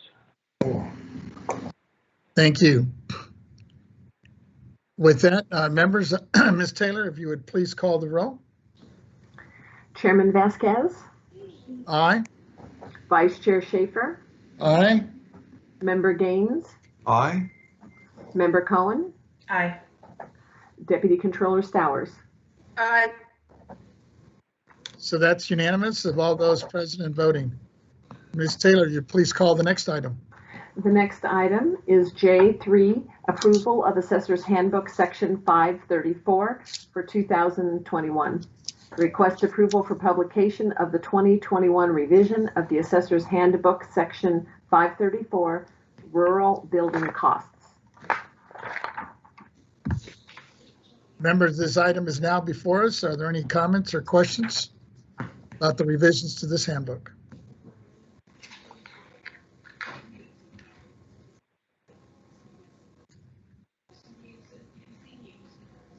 Hearing and seeing none, I will move the staff recommendation. Second? It's been seconded by Member Gaines. Ms. Taylor, do we have any written comments on this? We do not have any written comments. AT&T moderator, can you please let us know if there is anyone on the line who would like to make a public comment regarding this matter? If you'd like to make a comment, please press 1, then 0 at this time. 1, 0.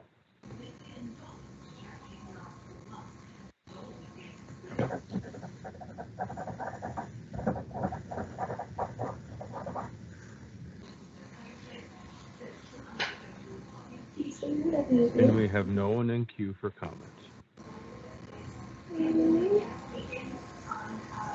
With that, Ms. Taylor, if you would go ahead and please call the roll. Chairman Vasquez, Aye. Vice Chair Schaefer, Aye. Member Gaines, Aye. Member Cohen, Aye. Deputy Controller Stowers. Aye. So that's unanimous of all those present and voting. Ms. Taylor, if you please call the next item. The next item is J4, approval of Assessor's Handbook Section 581 for 2021. Request approval for publication of the 2021 revision of Assessor's Handbook Section 581, Equipment and Fixtures Index, percent, good, and valuation factors. Members, this handbook is now before us. Any comments or questions?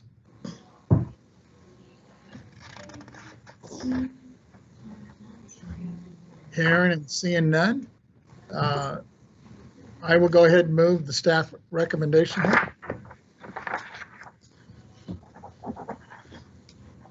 I'd second that. This is Member Gaines. Member Gaines, we have a second. Ms. Taylor, can we check? Do we have any written comments on this? We do not have any written comments. AT&T moderator, can you please let us know if there is anyone on the line who would like to make a public comment regarding this matter? Okay, if you'd like to make a comment, please press 1, then 0. 1, 0.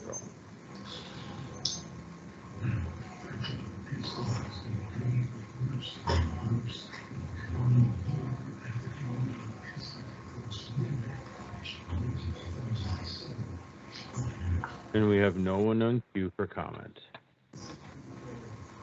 Thank you. This item is now before us. Ms. Taylor, if you please call the roll. Chairman Vasquez. Aye. Vice Chair Schaefer. Aye. Member Gaines. Aye. Member Cohen. Aye. Deputy Controller Stowers. Aye. So that's unanimous of all those present and voting. Ms. Taylor, please call the next item. The next item is K3A, Property Tax Deputy Director's Report, presented by Mr. Dave Young, Deputy Director of Property Tax.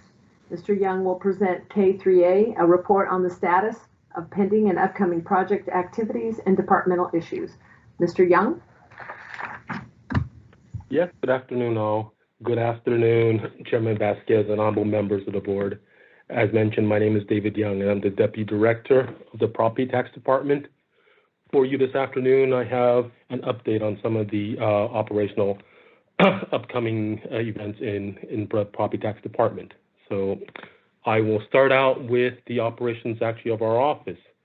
In recognition of Sacramento County's status as falling to the most restrictive stage of COVID-19 restrictions, we have severely limited staff in the office. Virtually all staff now are working remotely.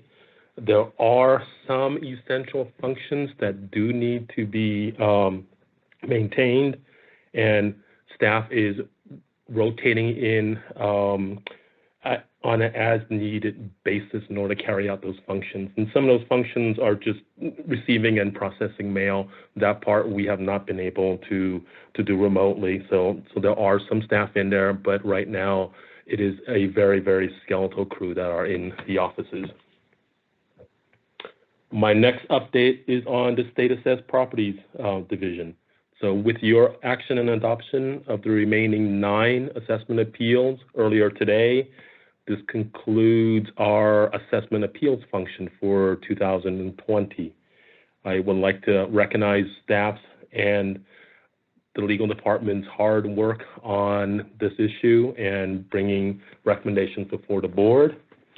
But this does not end our work. Actually, it just begins a whole new cycle for us. So in anticipation of 2021's work, staff has already sent out the State Assessee newsletter. The newsletter contains pertinent dates, contact information, what to expect for the upcoming year. That was sent out earlier this month. Next, staff will be reviewing their appraisal templates for this upcoming year. And in January, they will begin their capitalization rate study the capitalization rate study is something staff undertakes every single year. What it does is that we analyze what the capitalization rates will be for various industries. And if you will recall, the capitalization rate is used in our income approach to value, and it converts a income stream into basically a present value indicator. And staff is also right now preparing property statements to go out to all our state assessees. They will be mailed out beginning of the year. The deadline in which for state assessees to return their property statements will be March 1st. Okay, shifting gears a little bit, I will now move on to the county assessed properties division. Staff has restarted the Community Land Trust project, as I've reported last month. That is the guidance that we were drafting on the assessment and valuation of low-income housing built on community land trust property. There was some legislation that passed. It's SB 1473 that cleared up a couple of issues. Staff has redrafted that guidance and will be sending it back out to interested parties for a review and comment the first quarter of 2021. So that project has been restarted, and we should be moving forward with that.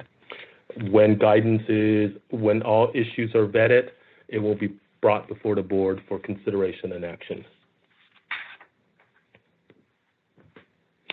The next item I want to report on is a Proposition 19 implementation. I know the bulk of our discussion will be tomorrow, but I just wanted to let you know that staff is right now working on an implementation plan. We have qualitatively gathered some of the items that we will need to address in order to implement that. Staff is developing some quantitative measures as to the work hours and PYs who would take to actually do all this work. So I will defer some of that discussion until tomorrow.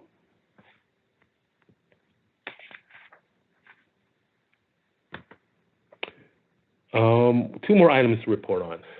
The next item will be on our assessment appeals.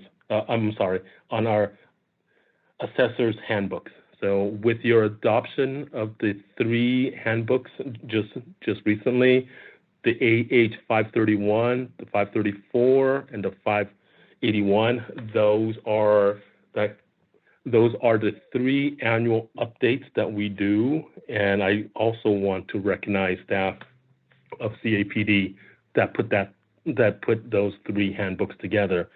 They represent a large amount of work that staff, seniors, supervisors, and to a large degree, even the assessors have been able to contribute to that. So I want to recognize staff for completing that. Second, with the completion of those 3 handbooks, we will be redirecting our attentions to the other 3 that we are currently working on. These are not annual updates. These are handbooks that during the course of our review has come up for revision. Those are the Assessor's Handbook 215, the Assessment Map Standards, 260, the General Exemptions, and Assessor's Handbook 570, the Assessment of Commercial Aircraft. So we will be redirecting some staff to continue to work on that. Some of the staff that worked on that prior have been taking a different position within the board, and one of our staff that was the primary contributor to the 570 was a retired annuitant, and that retired annuitant decided that they were not going to return for this upcoming year. So we will be redirecting staff and moving those forward again. And the last item I wanted to give you an update on is our letters to assessors. As of today, the property tax department has issued 63 LTAs. I wanted to highlight a couple of the LTAs that we have issued in the last maybe 2 months or so.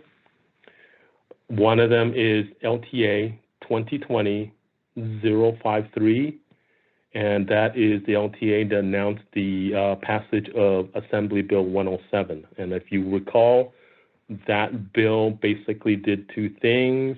It basically extended the time period in which local AABs, Assessment Appeals Boards, would have to render a decision. They pushed the deadline date back forward to March 31st, 2021, and it also put in code in statute that remote hearings are allowed. So that was published. The another one I wanted to highlight is also LTA 2020/054, and that is the salary and benefit survey. That LTA is put out every year. It also represents a significant workload for staff. And what that is that it actually takes a survey of all 58 counties, the positions that they have, the number, and actually the salaries paid and the benefits paid. So that is quite an undertaking. And I also wanted to recognize the assessors for participating with that endeavor. The information would not be available if they were not cooperating. So thank you. And then what I want to highlight just two more LTAs, and these were released recently.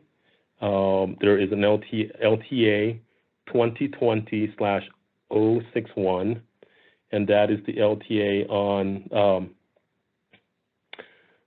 on Proposition 19. It is a preliminary LTA. It gives some guidance.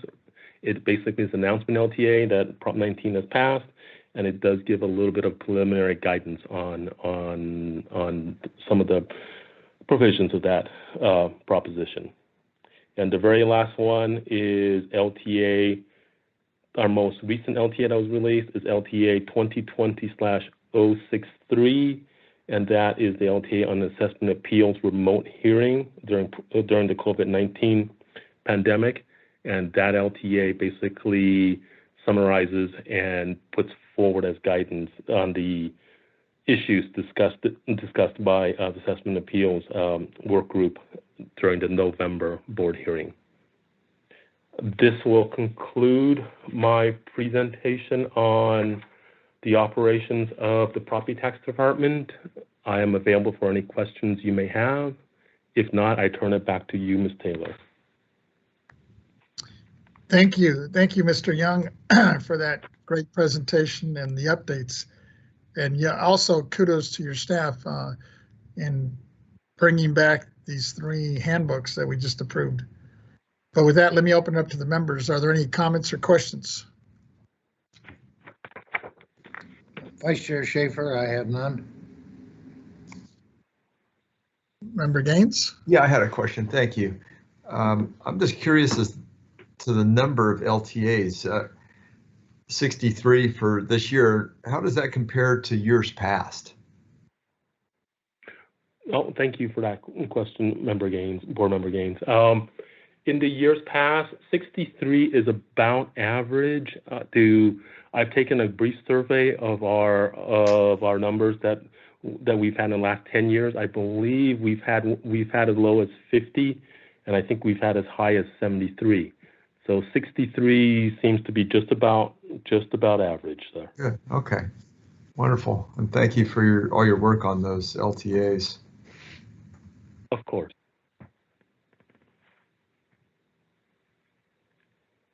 Anybody else? Hearing and seeing no other hands or comments? Ms. Taylor, if you could please call the next item. The next item is K4A, Legislative Research and Statistic Division Chief's Report, presented by Mr. Mark Durham, Division Chief. Mr. Durham will present for the board's consideration suggestions, proposals to legislation to be sponsored by the Board of Equalization in the first year of the 2021-22 legislative session. Mr. Durham? Yes, thank you, Ms. Taylor. Good afternoon, Chairman Vasquez and honorable members. I'm Mark Durham with the Legislative Research and Statistics Division. First off, the 2021 legislative calendar is available. It's available online, and I can send that to you. For January 4th, So the legislature is in recess and they come back on January 4th. The board has 2 legislative proposals, and today I'm looking for your support on those technical proposals.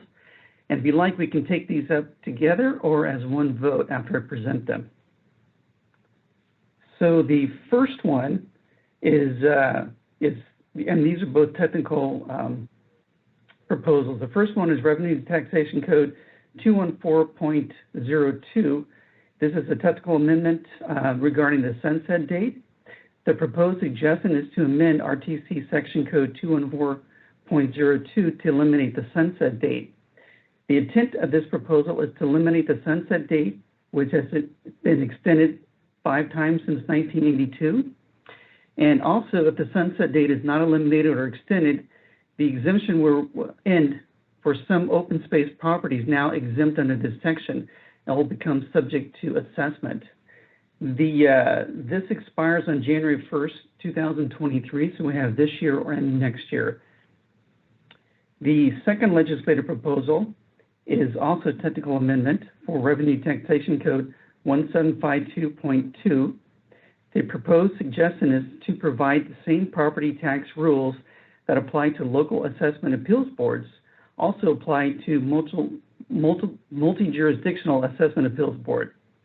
The intent is to consistently apply the same rules for multi-jurisdictional appeals board and local bodies.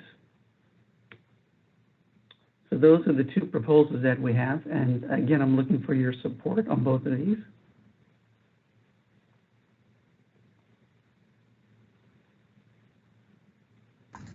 Member Vasquez? I was muted here. Is that Member Gaines? I think I hear.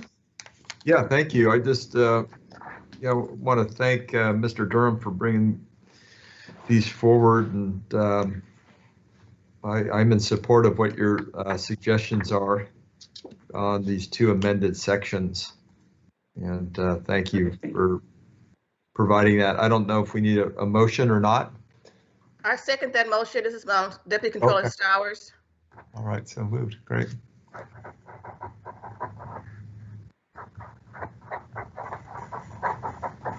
Any other comments or questions? Hearing none, we can go ahead and, I guess, take a roll call vote on that. Mr. Chair, perhaps I should check with the AT&T moderator for public comment. Sure. I'm sorry. Go ahead. AT&T moderator, can you please let us know if there's anyone on the line who would like to make a public comment regarding this matter? Of course. For public comments, you may press 1, then 0. Is this the kind of issue that public would want to speak on? Well, they have to allow for public comment, Mike. It's part of the... Anything, whether it's trivial or... Vice Chair Schaefer, you might want to mute yourself. Oh, there you go. I vote aye. We're still waiting for public comment. Hold on a second. There are currently no public comments. Okay, Ms. Taylor. With that, let's go ahead and take a roll call vote then. Chairman Vasquez? Aye. Vice Chair Schaefer? Aye. Member Gaines? Aye. Member Cohen? Aye. Deputy Controller Stowers? Aye. So that's unanimous of all those present and voting. Mr. I know on your actually, you just finished on your legislation here, your 2 recommendations. I had a quick question though for you, and I know you're probably looking at a rough draft at this point on the Prop 19 proposals. I just wanted to see what your take or where you're heading with that at this point, especially with the legislators. Actually, right now, I'm working with Mr. Young on those. And he should be, I think tomorrow he's going to get into a lot more detail on those. But right now, we're just taking a look at, what areas do we need to address and who should we be contacting and so forth. I kind of think tomorrow we'll take a deeper dive on this. So I'm assuming you're in that as well. Oops. Yes, you're correct. Okay. Any other comments or questions of Mr. Durham, before we move on? Nope, that's it. I appreciate your support. Thank you. With that, Ms. Taylor, if you move on to the next item. The next item is L1A, recommendations for 2021 board member work plan update and/or reference manual update. Discussion and possible board action directing the executive director to provide the board a report out on the board member work plan and/or reference manual to build upon the board meeting effectiveness and efficiency strategies implemented since 2019. With that, members, I'm going to turn it over to Member Cohen, and I believe everybody should have your memo and your report on this in a written form. I'm looking at it right now, but I'll let you go ahead and open up with this, Member Cohen. Okay, great. Thank you. So I'll be brief. We've got 5 items that I want to discuss today as we round out our board meeting today. First, I brought these L items before the board so that we can revisit a few issues that impact our board's policies and practices. First, and I want to be sure I'm very clear in publicly acknowledging the leadership of our executive director this entire year. Brenda Fleming, thank you very much. You've done an excellent job. You and your team, phenomenal, doing a very difficult time. The past 9 months, you have navigated very difficult waters related to unprecedented COVID-19 pandemic, while simultaneously ensuring that our constitutional responsibilities continue to be fulfilled. You've ensured that our board meetings continue without interruption by utilizing a virtual platform. You've also invested time and resources to make sure that the health and safety of our agency employees remain a #1 priority. Second, I'm bringing these previously identified issues forward, and it's my hope that we'll take time to examine and discuss them because I believe that they're still important on our rebuilding efforts. As stated in my memorandums to the board, I'm recommending that the executive director provide a report to the board regarding how to proceed on each item at the future board meetings, the first quarter of January, February, March 2021 board meetings. It's my belief that the board members have an obligation to consistently examine the policies and practices that are operations of this board and agency. The transparency is key. Our California property taxpayers and our stakeholders and local governments deserve our best efforts to ensure that the board responds during pretty challenging times. This commitment is particularly important during these times when the COVID-19 pandemic has upended the traditional way of doing business, thus forcing us to look at more creative ways, ensuring that we never step on or impede transparency. So the board and senior staff, BOE, have provided resilient despite these challenges, and will continue to do so. So item L1A, this item relates to updating the board members' work plan and/or the reference manual to memorialize the anticipated agenda items and reports. The goal here really is very simple. It's to continue our efforts to modernize our agenda by standardizing agenda items and reports. Items 1LC, this item relates to determining the administrative and/or statutory and budgetary remedies to ensure that legacy documents formerly retained on the Board of Equalization website can be made available for rapid electronic access to further commitment to open, transparent government. You might recall when we revamped our website, many of our historic documents were lost, and we were told that they would, upon request, be furnished. So I just want to make sure that our goal is to achieve accessibility and maintain the breadth and depth of these documents wherever they're available, wherever they can be placed on our website or in another place. Item 1LD, this item relates to the possibility of possibly placing all letters to assessors, the LTAs, including assessment practice surveys, on board meeting agendas. And again, this is a memorandum only to address LTAs. It does not address county assessors, only the CAO. letters, does not address CAO letters, which provide confidential taxpayer-sensitive information to assessors. We respect that and will not disturb it. And our goal is just really to publicly present significant proposed LTAs to the board.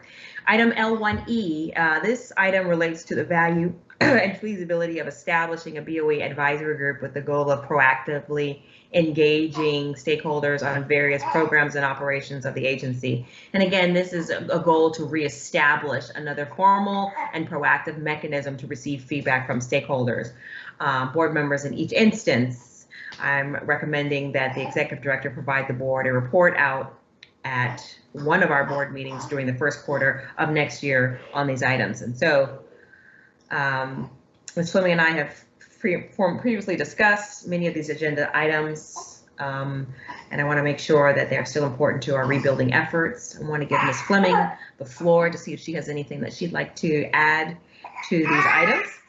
And with that, I yield back my time. Thank you. Thank you. Ms. Fleming. Thank you, Member Cohen and members.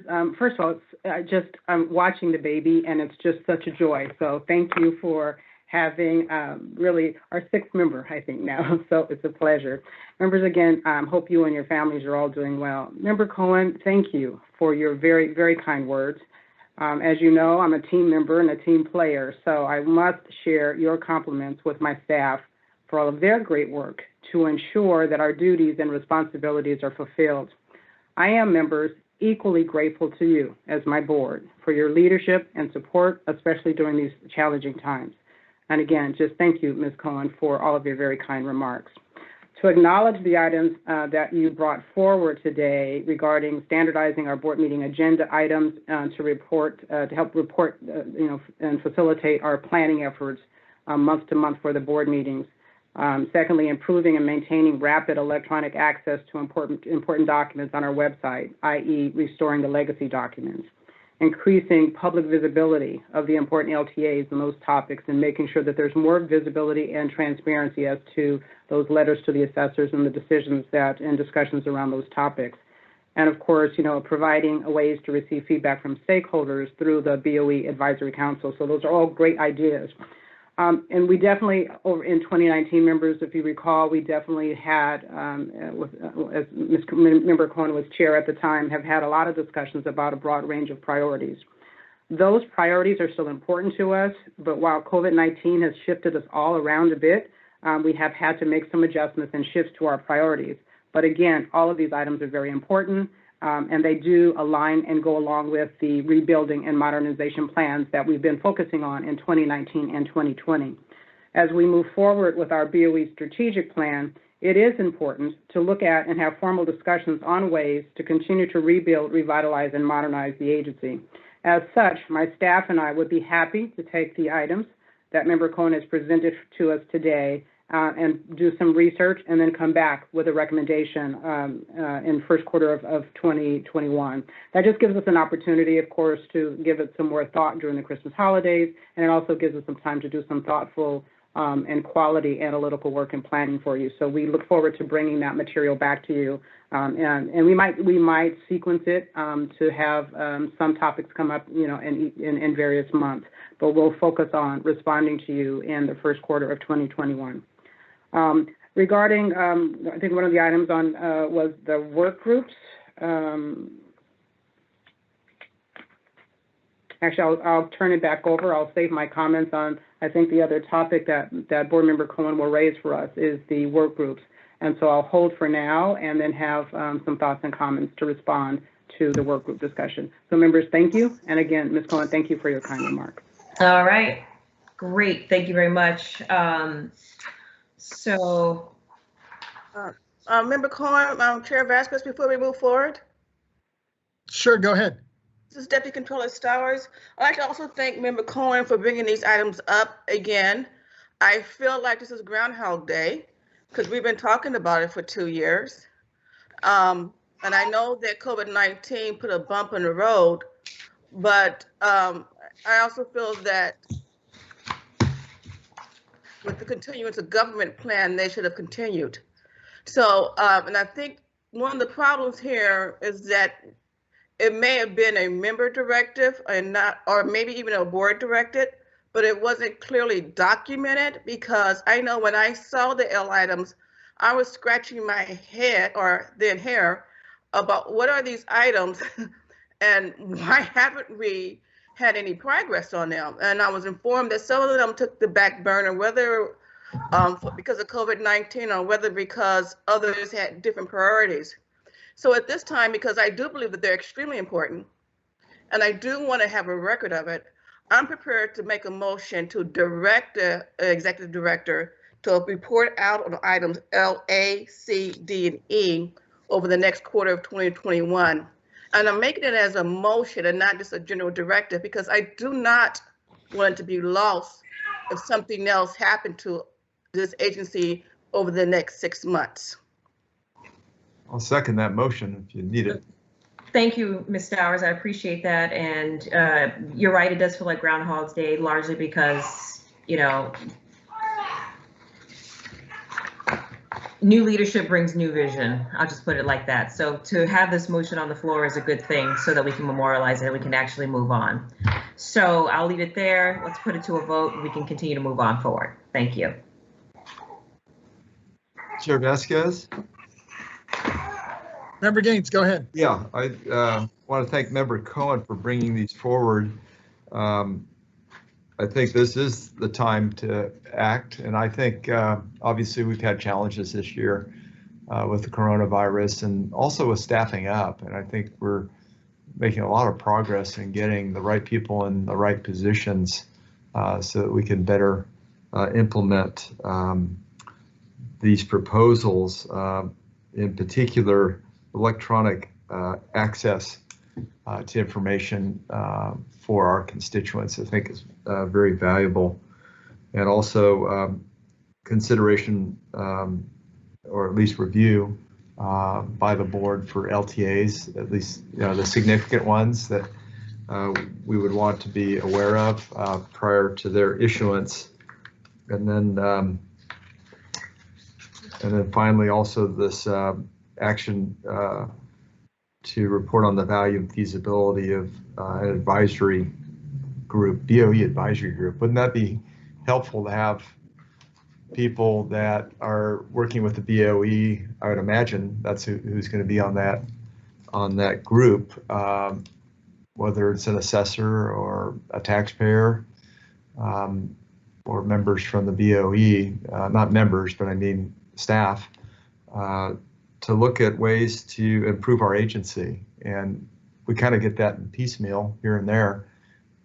You need to improve this or you need to improve that, but to have an advisory group that could be giving us input on a regular basis is very valuable. So again, thank you, Member Cohen, for bringing that forward. Thank you. This is good. I just had one quick question for Member Cohen, if she's still on the line with us. I know she was having to do with mommy duties right now. Let me see if she's back. If not, maybe I'll start with Miss. Oh, here she is. No, I'm here. I'm listening to you. Please. Member Cohen, I was just in your proposal. I'm assuming you're proposing that we get periodic updates, basically, right, on the key items that we dealt with. For example, let's say in 2019 and 2020, and I'm thinking the ones off the top of my head are some ones like the appraiser workforce planning, the workforce training and education, the partnership with our community colleges, and the AAB remote hearings as some possible items. Is that what you're kind of heading with? Is it going with this thing? Correct. Okay. And then my second question is for Ms. Fleming, if she's still on the line with us. Yes, I'm here. As we're updating this, I'm assuming we're looking at the board meeting reference manual procedures, right? Correct. In the Yes, governance policy, all of that right? will be included. They'll all be included. All of that will be included, yes. Okay. Yes, sir. All will be included. Thank you. Is there any other comments or questions from the other members? Seeing, hearing none. I think we can go. Wait, I guess we should ask for let's see if there's any public comment before we take a vote here. All right, thank you. There are no written comments. AT&T moderator, can you please let us know if there's anyone on the line who would like to make a public comment regarding this matter?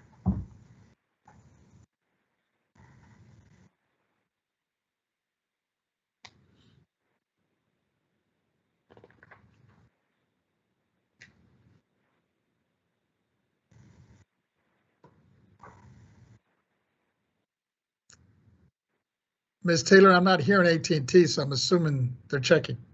Yes, I am assuming as well. My team is checking on this.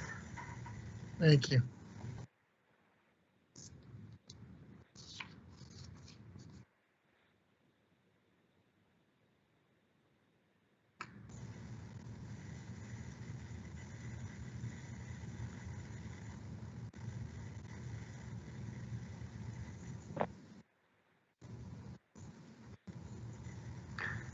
We're currently trying to reach AT&T. Thank you for your patience. Okay. And for any public comment, you may press 1-0 at this time.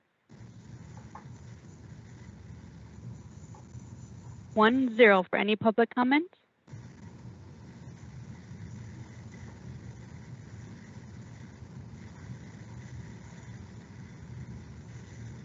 And we have no public comments at this time. Thank you. With that, Ms. Taylor. Oh, I'm sorry. This is Don Gakel. Don. President of CAA. Yeah, I would just want to let you know I am listening out here. Yeah. I just wanted to make a couple of quick comments on this item, specifically LC restoring legacy documents and kind of a related matter.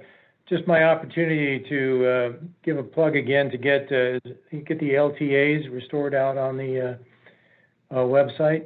I know that's been a frustration to assessor staff and to me personally when I was looking for some LTAs the other day on the BOE website. And also, just as their staff and the board is considering placing LTAs on the board meeting agenda prior to publication, just wanted to note that many of the LTAs are very routine in nature and basically operating by providing information to assessors per statute, and that they may want to consider how LTAs or which LTAs are placed on the board agenda and which are so routine in nature that they wouldn't need to be on the agenda. Anyway, those are my comments. Thank you. With that, we'll go ahead and have Ms. Taylor call the roll, please. Chairman Vasquez? Aye. Vice Chair Schaefer? Aye. Member Gaines? Aye. Member Cohen?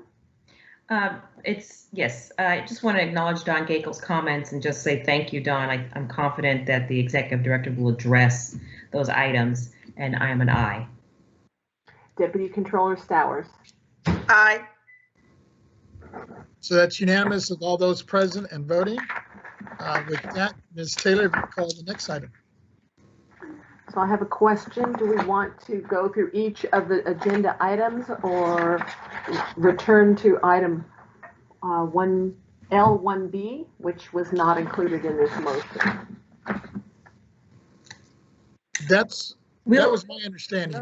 Ms. We Cohen. can go back to items L1B. Thank you. The next item is L1B, overview of the former BOE committee structure and the proposed committee structure. Discussion and possible board action to develop a structure for board members to engage in significant policy discussions without requiring the full use of agency resources needed for regularly scheduled board meetings. Okay, so colleagues, now item L1B is for discussion and possible board action to develop a structure for board members to engage in significant policy discussions without requiring the full use of agency resources. Ms. Stowers, I'm specifically listening to your comments when we put this together, right? We don't want to drain on agency resources needed for regularly scheduled board meetings. However, as you would imagine, there's still work that needs to be done, policy stuff that we have to get done.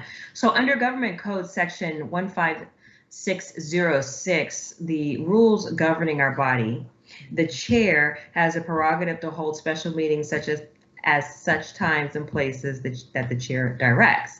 The chair may also establish new standing advisory subcommittees and special advisory committees. Colleagues, so during our March 2019 board meeting, I, along with Ms. Fleming, presented the overview of the former BOE community structure and proposed subcommittee structure, which was a subcommittee structure. Despite the meaningful and substantive discussion, there was no action. There was no action to reestablish board committees. And in the interim, with the concurrence of the board and the processes for examining property tax administration, there's been issues that have emerged, including informational hearings and board working groups. So both the informational hearing and the work groups have been effective in engaging the public, taxpayers, assessors, assessment appeals board, local government, and the like, stakeholders, in this really complex and challenging property tax administration system. And recognizing that we'll continue to address property tax administration issues that don't automatically fall within the parameters of the board's standard public agenda notice. I recommend that the board formally establish work groups with associated guidelines and very clear procedures. The work groups would not constitute a substitute. They wouldn't be a substitute for the BOE's interested parties process. This is, again, in feedback to Mr. Don Gakel's, some of the things that I've heard him say. But rather, these work groups would complement the interested parties process and provide a mechanism for board members to work in conjunction with our stakeholders to investigate and provide recommendations and operations, policy, legislative, and or regulatory reforms. So building upon the initial guidance provided by Ms. Fleming in March of 2019, the work group could comprise of the following items. It could be formed by the chair of the board, or at the suggestion of two board members with the concurrence of a majority of the board. I believe you guys have the document in front of you that lays out the work groups. I don't need to read it, do I? No, Gaines, I think we have it. We all have it in front of us, yeah. Go ahead. So at this time, I really want to pivot back to Ms. Fleming to see if she has any thoughts that she can contribute to this discussion, and then we can vote and move forward. Ms. Fleming? Thank you for that, Board Member Cohen. I appreciate it. Members, can you hear me okay? Yes. Yes, go ahead. Okay, great. Thank you. So again, thank you. You know what I really appreciate about this opportunity to establish, what would be the work groups going forward is just the formality of adding these items that Board Member Cohen is raising. I think by bringing the formality to it, it definitely moves us forward in terms of committing to the items, but also the formality helps us, again, as we move forward in our modernization, but really just adopting some of these formalities just makes us stronger as an organization. And it would be, in my opinion, commensurate with, our constitutional duties. So that said, I think to the degree that we historically, as we talked about in 2019, we historically had a prior committee structure that we had to shift, for obvious reasons, as we discussed last year.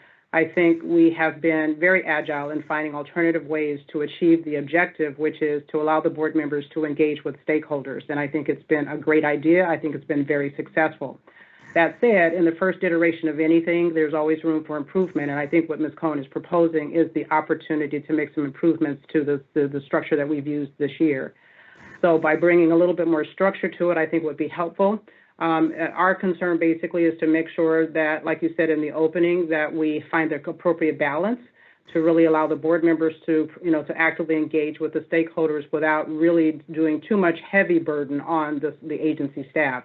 However, I'm anticipating that agency staff would participate as subject matter experts so that we're still contributing to the discussion, because at some point, as you're establishing these work groups, I think your outcomes will be work that comes back to the agency for its implementation. So we do have some flexibility. If you're having these work groups, we can talk more as we come back as to how we can have them agendized with more flexibility. That would be a little different than the standard board member meetings. On our normal public meetings, members, as you know, when we have a full body of members, a full quorum of members, we're obligated under the Open Meeting Act to make sure that we are we're giving a 10-day notice for public to be advised and participate.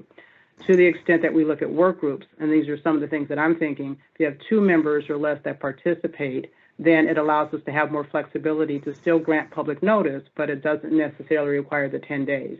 So I think there's those kinds of things that I categorize as rules of engagement, really, for how the work groups could be fully made more formal, could be established, and could be executed so that we document what we're doing with them, what their purpose is, what they're doing, and what the outcomes would be. I think it's a great forum, and then in many ways, and we can talk about this more after we work more closely with Ms. Cohen and others to implement it, there, in my opinion, is a possibility to have a relationship between the work groups and the BOE advisory committees.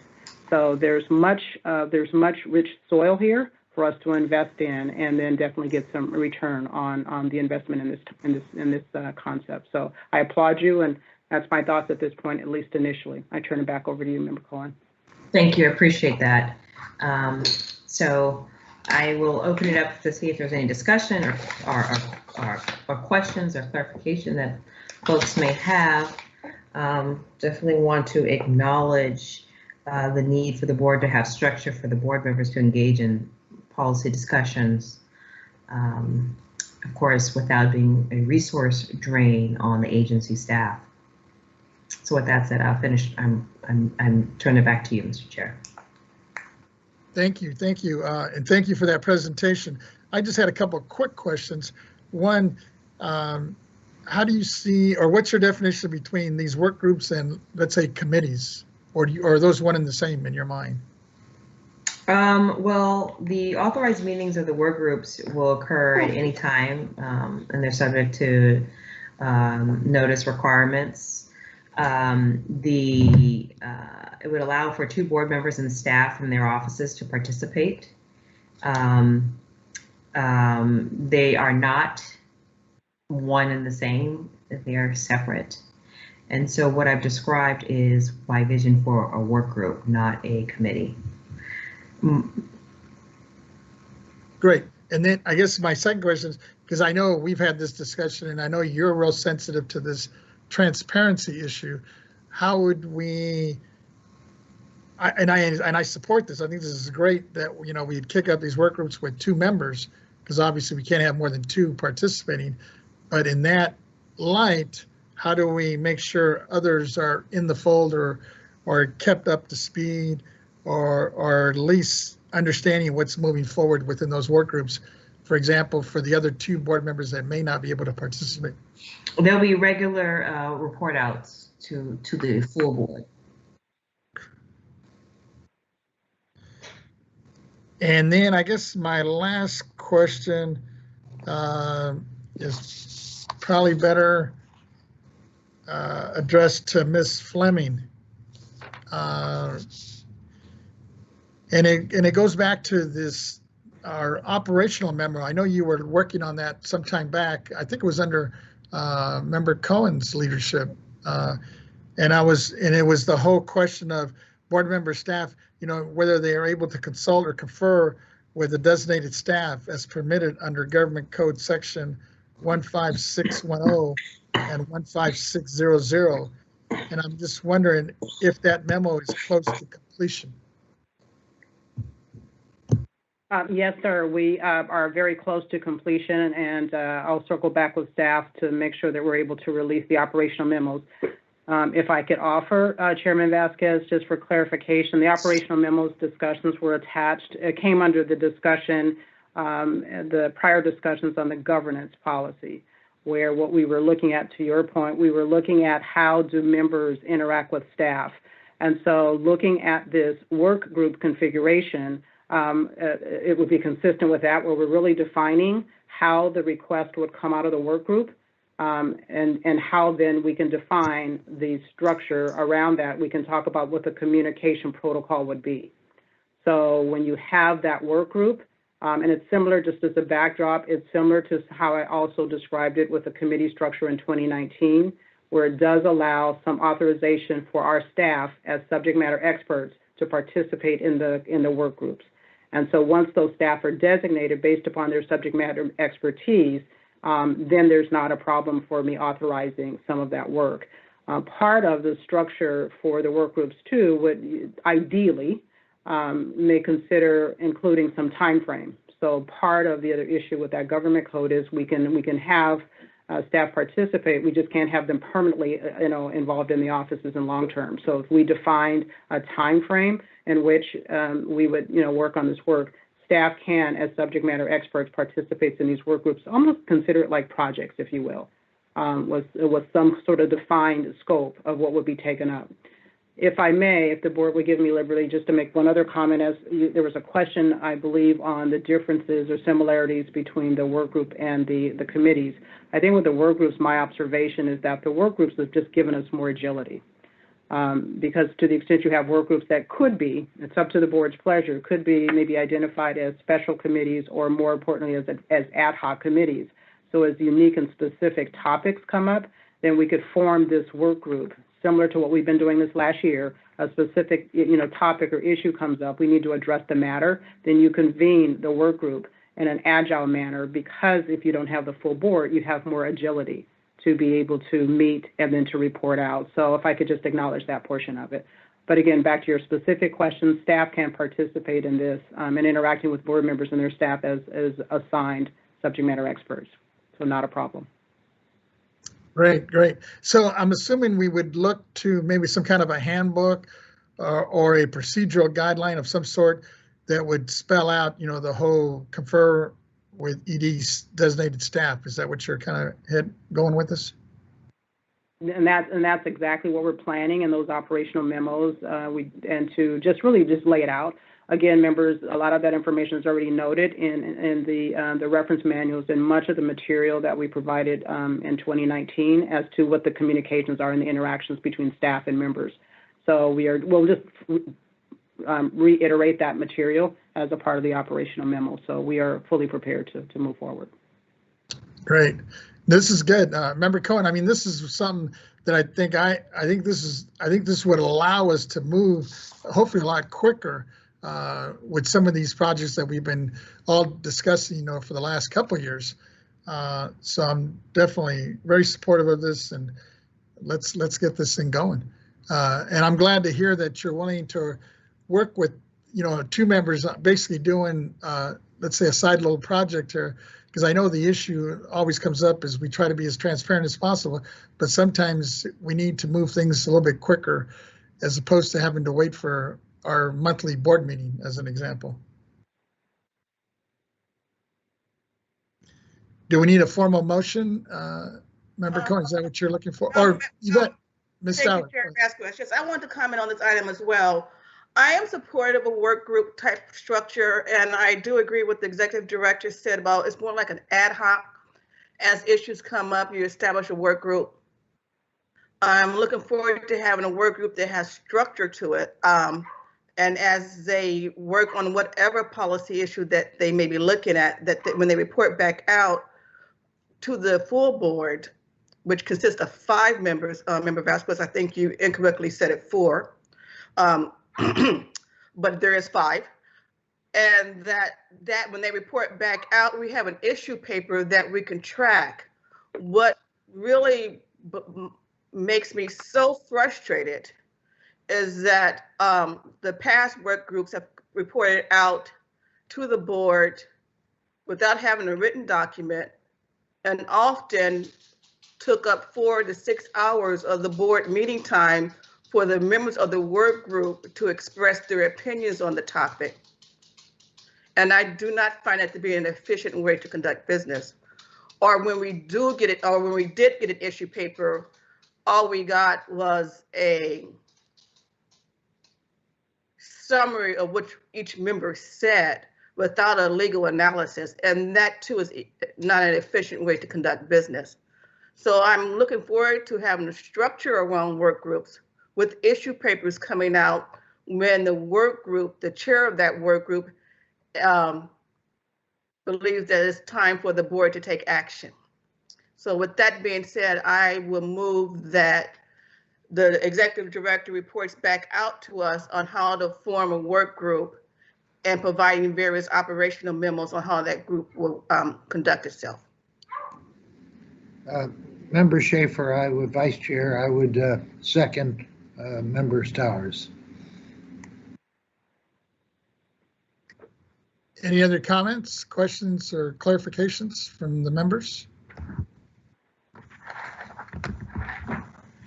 Hearing and seeing Chairman none. Vasquez, if Oh, I yes. may just make just one comment, again, just to Sure. acknowledge the comments from the members, and then just to reiterate my support of providing the structure to this work group. I think it's a great idea to help, again, as I mentioned, it helps us to move forward with our modernization, but providing the structure with some defined criteria that helps us to understand what would be the content upon which the ad hoc or work group would meet on, and what the processes are to report the information out, with potentially some timeframes attached to it. And I think then it becomes something that you can then go forward to determine would it be legislation, some rulemaking, et cetera. There will be any number of things that could be the outcomes of it. But I think the structure would be very good, because it then again starts to recreate some of the institutional structures that we have. So I just applaud Board Member Cohen and all of you for supporting this, and I do look forward to working on this project.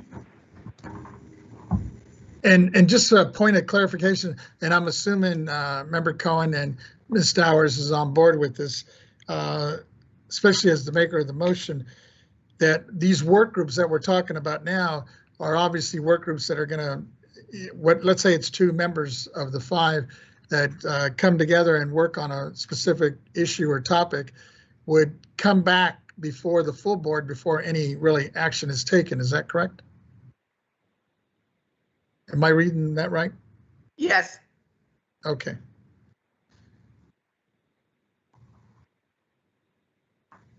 But with that, if there's no other comments or questions, I guess we can take a vote. Should we check the public comment line? Please, Ms. Taylor. AT&T moderator, can you please let us know if there's anyone on the line who would like to make a public comment regarding this matter? Okay, if you'd like to make a comment, please press 1, then 0 at this time. 1, then 0.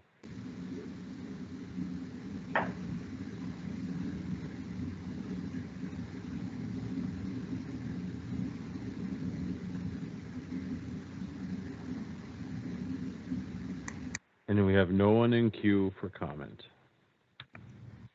Thank you. Ms. Taylor, if you can go ahead and call that motion. Chairman Vasquez, Aye. Vice Chair Schaefer, Aye. Member Gaines, Aye. Member Cohen, Aye. Deputy Controller Stowers. Aye. So that's unanimous of all those present and voting. With that, Ms. Taylor, if you would please call the next item. Okay, I just want to say, are we in agreement that we are now moving on to item L2, since the rest of Ms. Cohen's items have been voted on? I believe so. Is that correct, Ms. Cohen? I think that was it, right? Yes. Okay, thank you. The next item is L2, Bagley-Keene Open Meeting Act 2004. This item will be presented by Member Schaefer. Thank you, Chair Vasquez. Our prior discussions also are very much Bagley-Keene attention. You've all received my memorandum last week dated December 10th. You would honor me if you would all read that 7-page memorandum. I'm really not looking for us to take a vote on anything today. I just want to invite comments both today at the meeting or to me and my staff between now and our next meeting.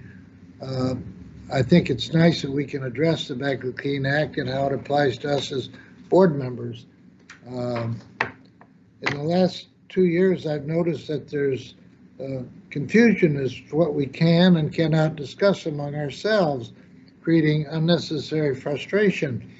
Last year, our chair and another member planned a very fine meeting here in my district at the airport. It was a very productive meeting, but no one ever told me about it because that would be contacting a third member, me, and I was surprised to see that it was happening when it happened. Unfortunately, it turned out pretty nice, but something like this, planning of a meeting, should not require Bagley-Keene. It should not require that the public have a seat at the table when we're discussing having a meeting or where we're going to locate it or what the hours are going to be. This is all in-house procedures that I'm sure that if a court would declare what Bagley-Keene means, they would have a more restrictive view on it.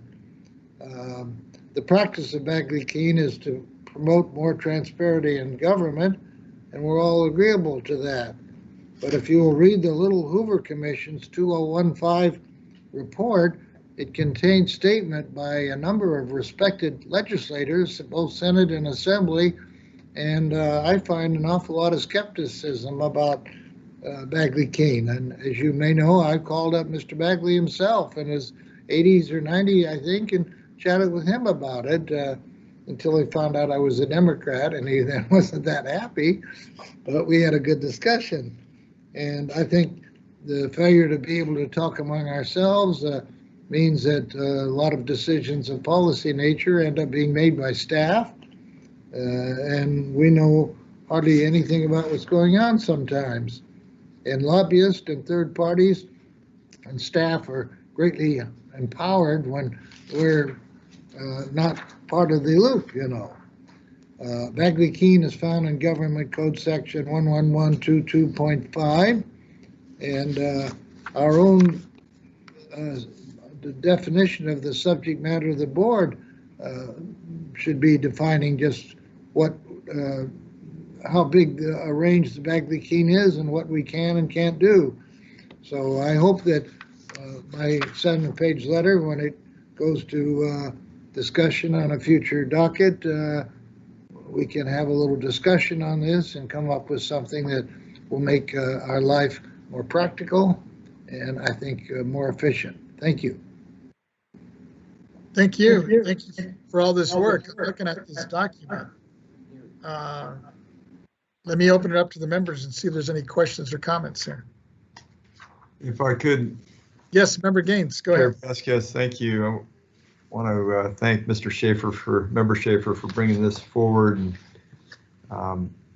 I think there have been a lot of questions. What can we or can we not discuss? And it's been a challenge. So I think to the degree that we can provide clarity for all of us so we have a better understanding is very helpful. And it kind of begs the question in terms of interpretation too. So, I mean, do we have a variety of interpretations throughout the cities, throughout the state, with cities, with counties that might have a range of interpretation?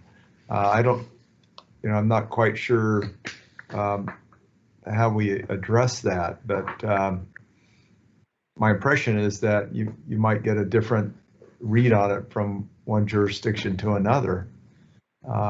And to what degree has this been tested in the courts? That would provide further clarity for us so that we can stand on solid ground. Thank you so much for bringing it forward. I'll go ahead and read this and appreciate all your effort, Member Schaefer. Thank you. Members, I'm wondering, and I know Mr. Schaefer, Vice Chair Schaefer's not asking for a motion or approval on this document, but rather for us to read it through.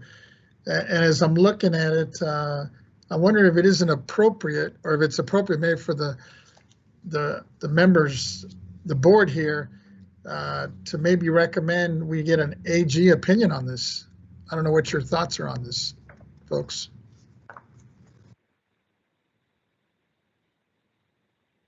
Member Vasquez, Chair Vasquez? Yes, Go ahead, Ms. Stowers. Sorry, Deputy Controller Stowers here. One, I want to thank you, Member Schaefer, for your memo.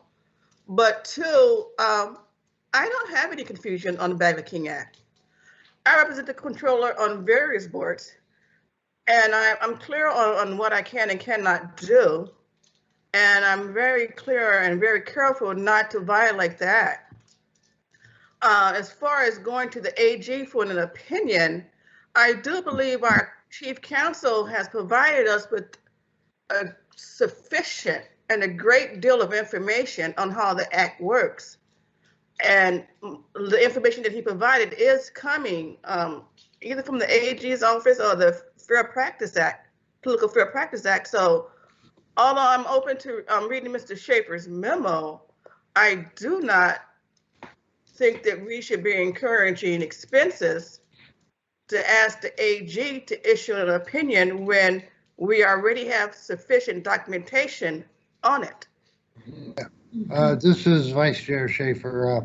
Sure, go ahead. I'm not looking for an Attorney General's opinion. I think that would result in some delay. We're all officers of the state and we do have opinions.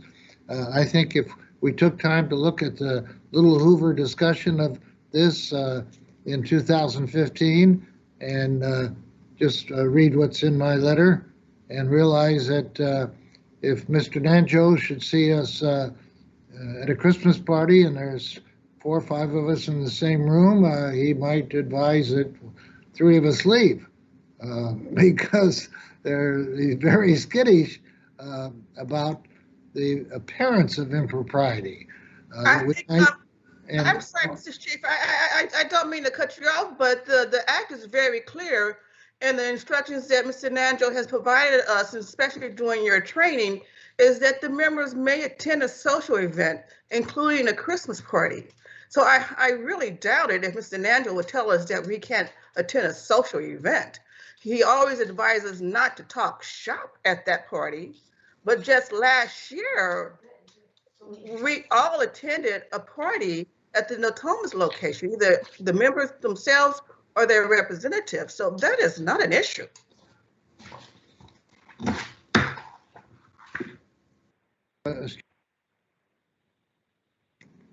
I know that I have called 1 or 2 of my members to talk to them about our election to the board chairmanship and the vice chairmanship, and because the member I called had discussed with another member, they could not discuss it with me because I'm a 3rd member. And I do think that if you're a candidate for office, as all of us have been, except maybe Ms. Stowers, we have a constituency of from 10 million to maybe just 4, and we do have a right to communicate with these constituencies, call up to 4 members of 10 million and ask them what they think. And I find that Bagley-Keene did not intend to stifle that. Bagley-Keene just doesn't want us to start talking about the $1 billion case we had today outside of the meeting. So I think there has to be some recommendation for some clarification. And I do appreciate the fact that Mr. Nanjo has given us the benefit of his wisdom. And you're right, we can go to a Christmas party. It's just that he is designed to prevent controversy and exposure and feels that it's important that we not have the appearance of impropriety. And if we're all seen chit-chatting in outside a meeting or at a baseball game or something, we might be talking about matters affecting our job, and maybe we're not. We're just talking about whether we are rooting for this team or that. I think we are intimidated to be seen with each other, and we are intimidated to be communicating with each other, even when it's something very benign, like are we going to have a learning session, a listening post in San Diego this year, since maybe Ted is discussing it with Malia. You can't discuss it with Mr. Schaefer, whose district it is. That's nonsense. You know, there are a lot of occasions when we've been unable to discuss other things that don't relate to substantive issues. I think we have to draw a line between substantive issues and procedural issues.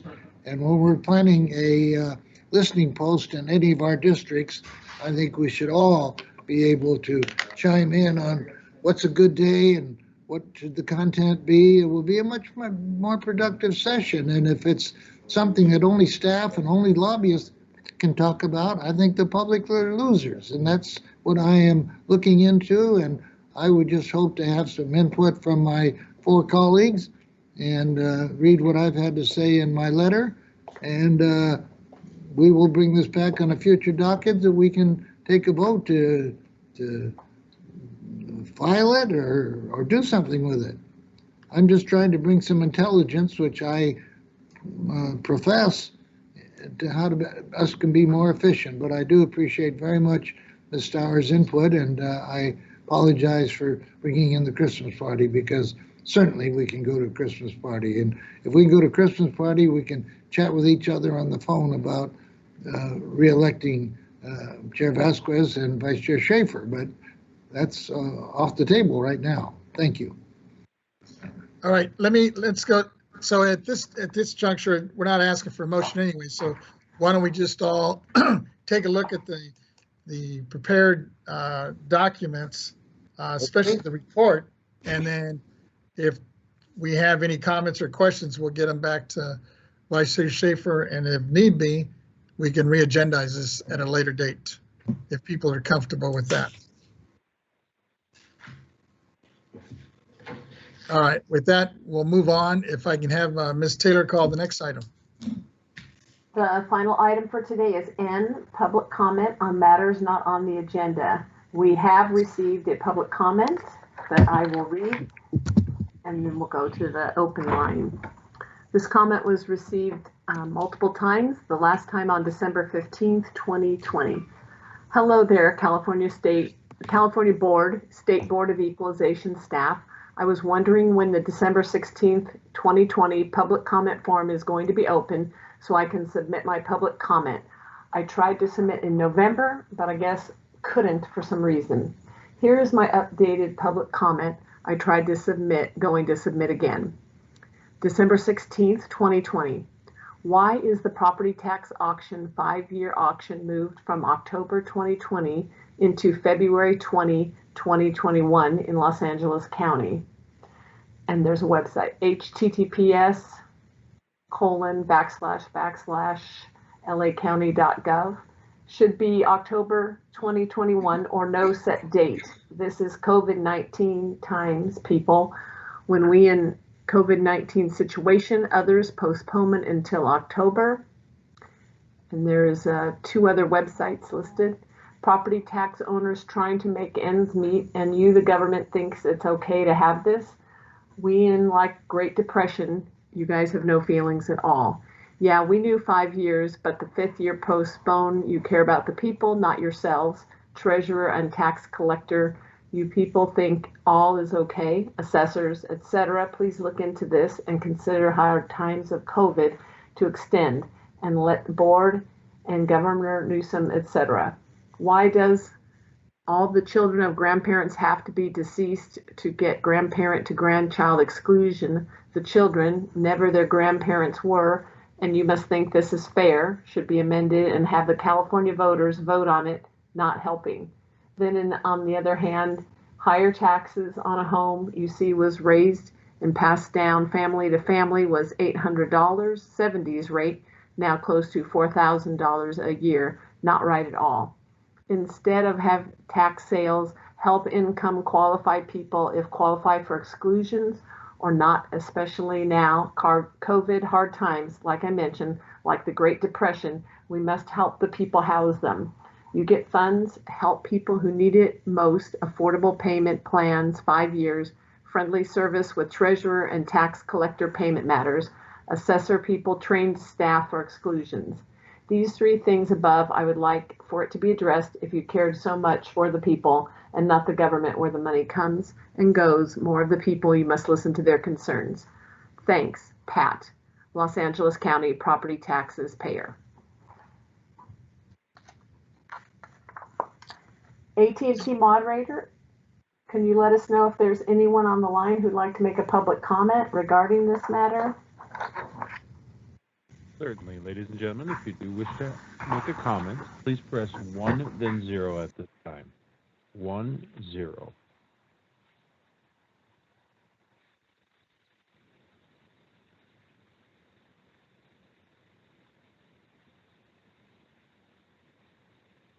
It's what? You don't mention anything at all. Okay. We have no comments in queue at this time.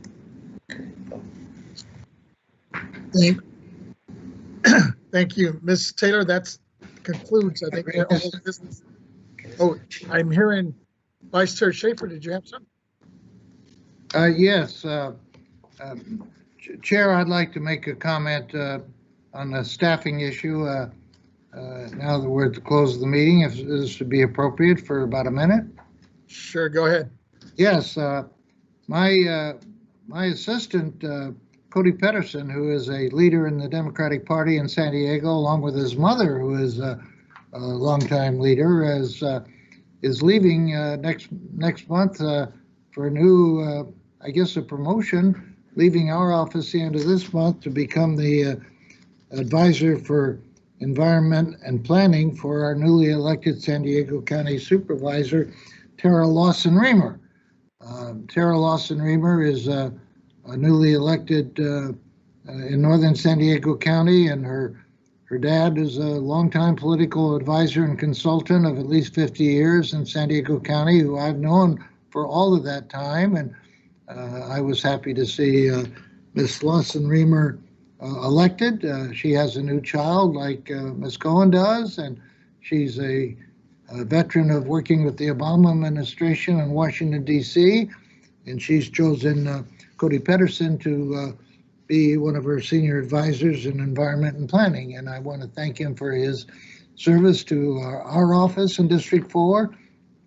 He has a doctorate degree, would you believe, in anthropology, and has lived in Peru for a few years and studied how people live. And he's reading a book now about the Amish life and what they do. If you want to have a beer with somebody sometime, he would be an ideal choice, except he's very fussy about what he eats. So I just want to thank him and tell the staff that it's been a pleasure working with Cody Pedersen, Petterson. It sounds like Peterson, but it's Pedersen. Thank you. Members, any other closing remarks? Yes, Chair Vasquez. Go ahead, Ms. Towers. Thank you very much. I appreciate it. Before we recess from this very long meeting, I would like to thank you, Cody. It was a pleasure. It was brief, but it was a pleasure. But also would like to take the time, Ms. Cohen, you're still there? I would like to take the time to thank Ms. Cohen's parents, because on this day, they gave us the fabulous Malia Cohen. Don't do it. And as she is here, she's on top of it all. She's a new mom and has not missed a beat, because you know you're fabulous. Thank you. Fabulous. Thank you, and happy birthday. Thank you very much. Thank you, everyone. Thank you, colleagues. Chair. Hold on, please. Hold on. Oh, I think I see a cake surfacing somewhere. I don't smoke, so I don't know how to use a lighter, but. Well, we had a party for last year too. This just happens every December. So we're doing this remotely. Here it is. So we want to sing happy 41st or 2nd? I thought she was 21. Okay, 21st. Sorry, I got that wrong. Yes. 39 in some months. Okay. The youngest constitutional officer. Thank you, Gary. Okay. Thank you, colleagues. Looks delicious. Enjoy it on my behalf. To you, happy birthday to you, happy birthday, dear Leah. Happy birthday to you. And many more. And Chair Vasquez, this is also the birthday of Beethoven. So yes, she's in great company. So you can do a virtual blowout of the candles, Malia. I felt it all the way. And we'll send a fourth of the cake to each of you, okay? Any other closing remarks or comments from the members? Hearing none and seeing none, we will actually officially adjourn this meeting and constitute our second meeting tomorrow, but our meeting tomorrow will be at 11 a.m. Just as a friendly reminder, we're starting tomorrow at 11 a.m. And I have 4:09 is the official time that we adjourn this meeting. Thank you all for your patience. I know it was kind of long and lengthy, but this is the first time we've all experienced an appeal where people actually showed up. So I know we had a lot to deal with. And thank you for your patience with that. And we'll see you all tomorrow. Have a good evening. Thank you, members. Thank you, staff. And thank you, staff.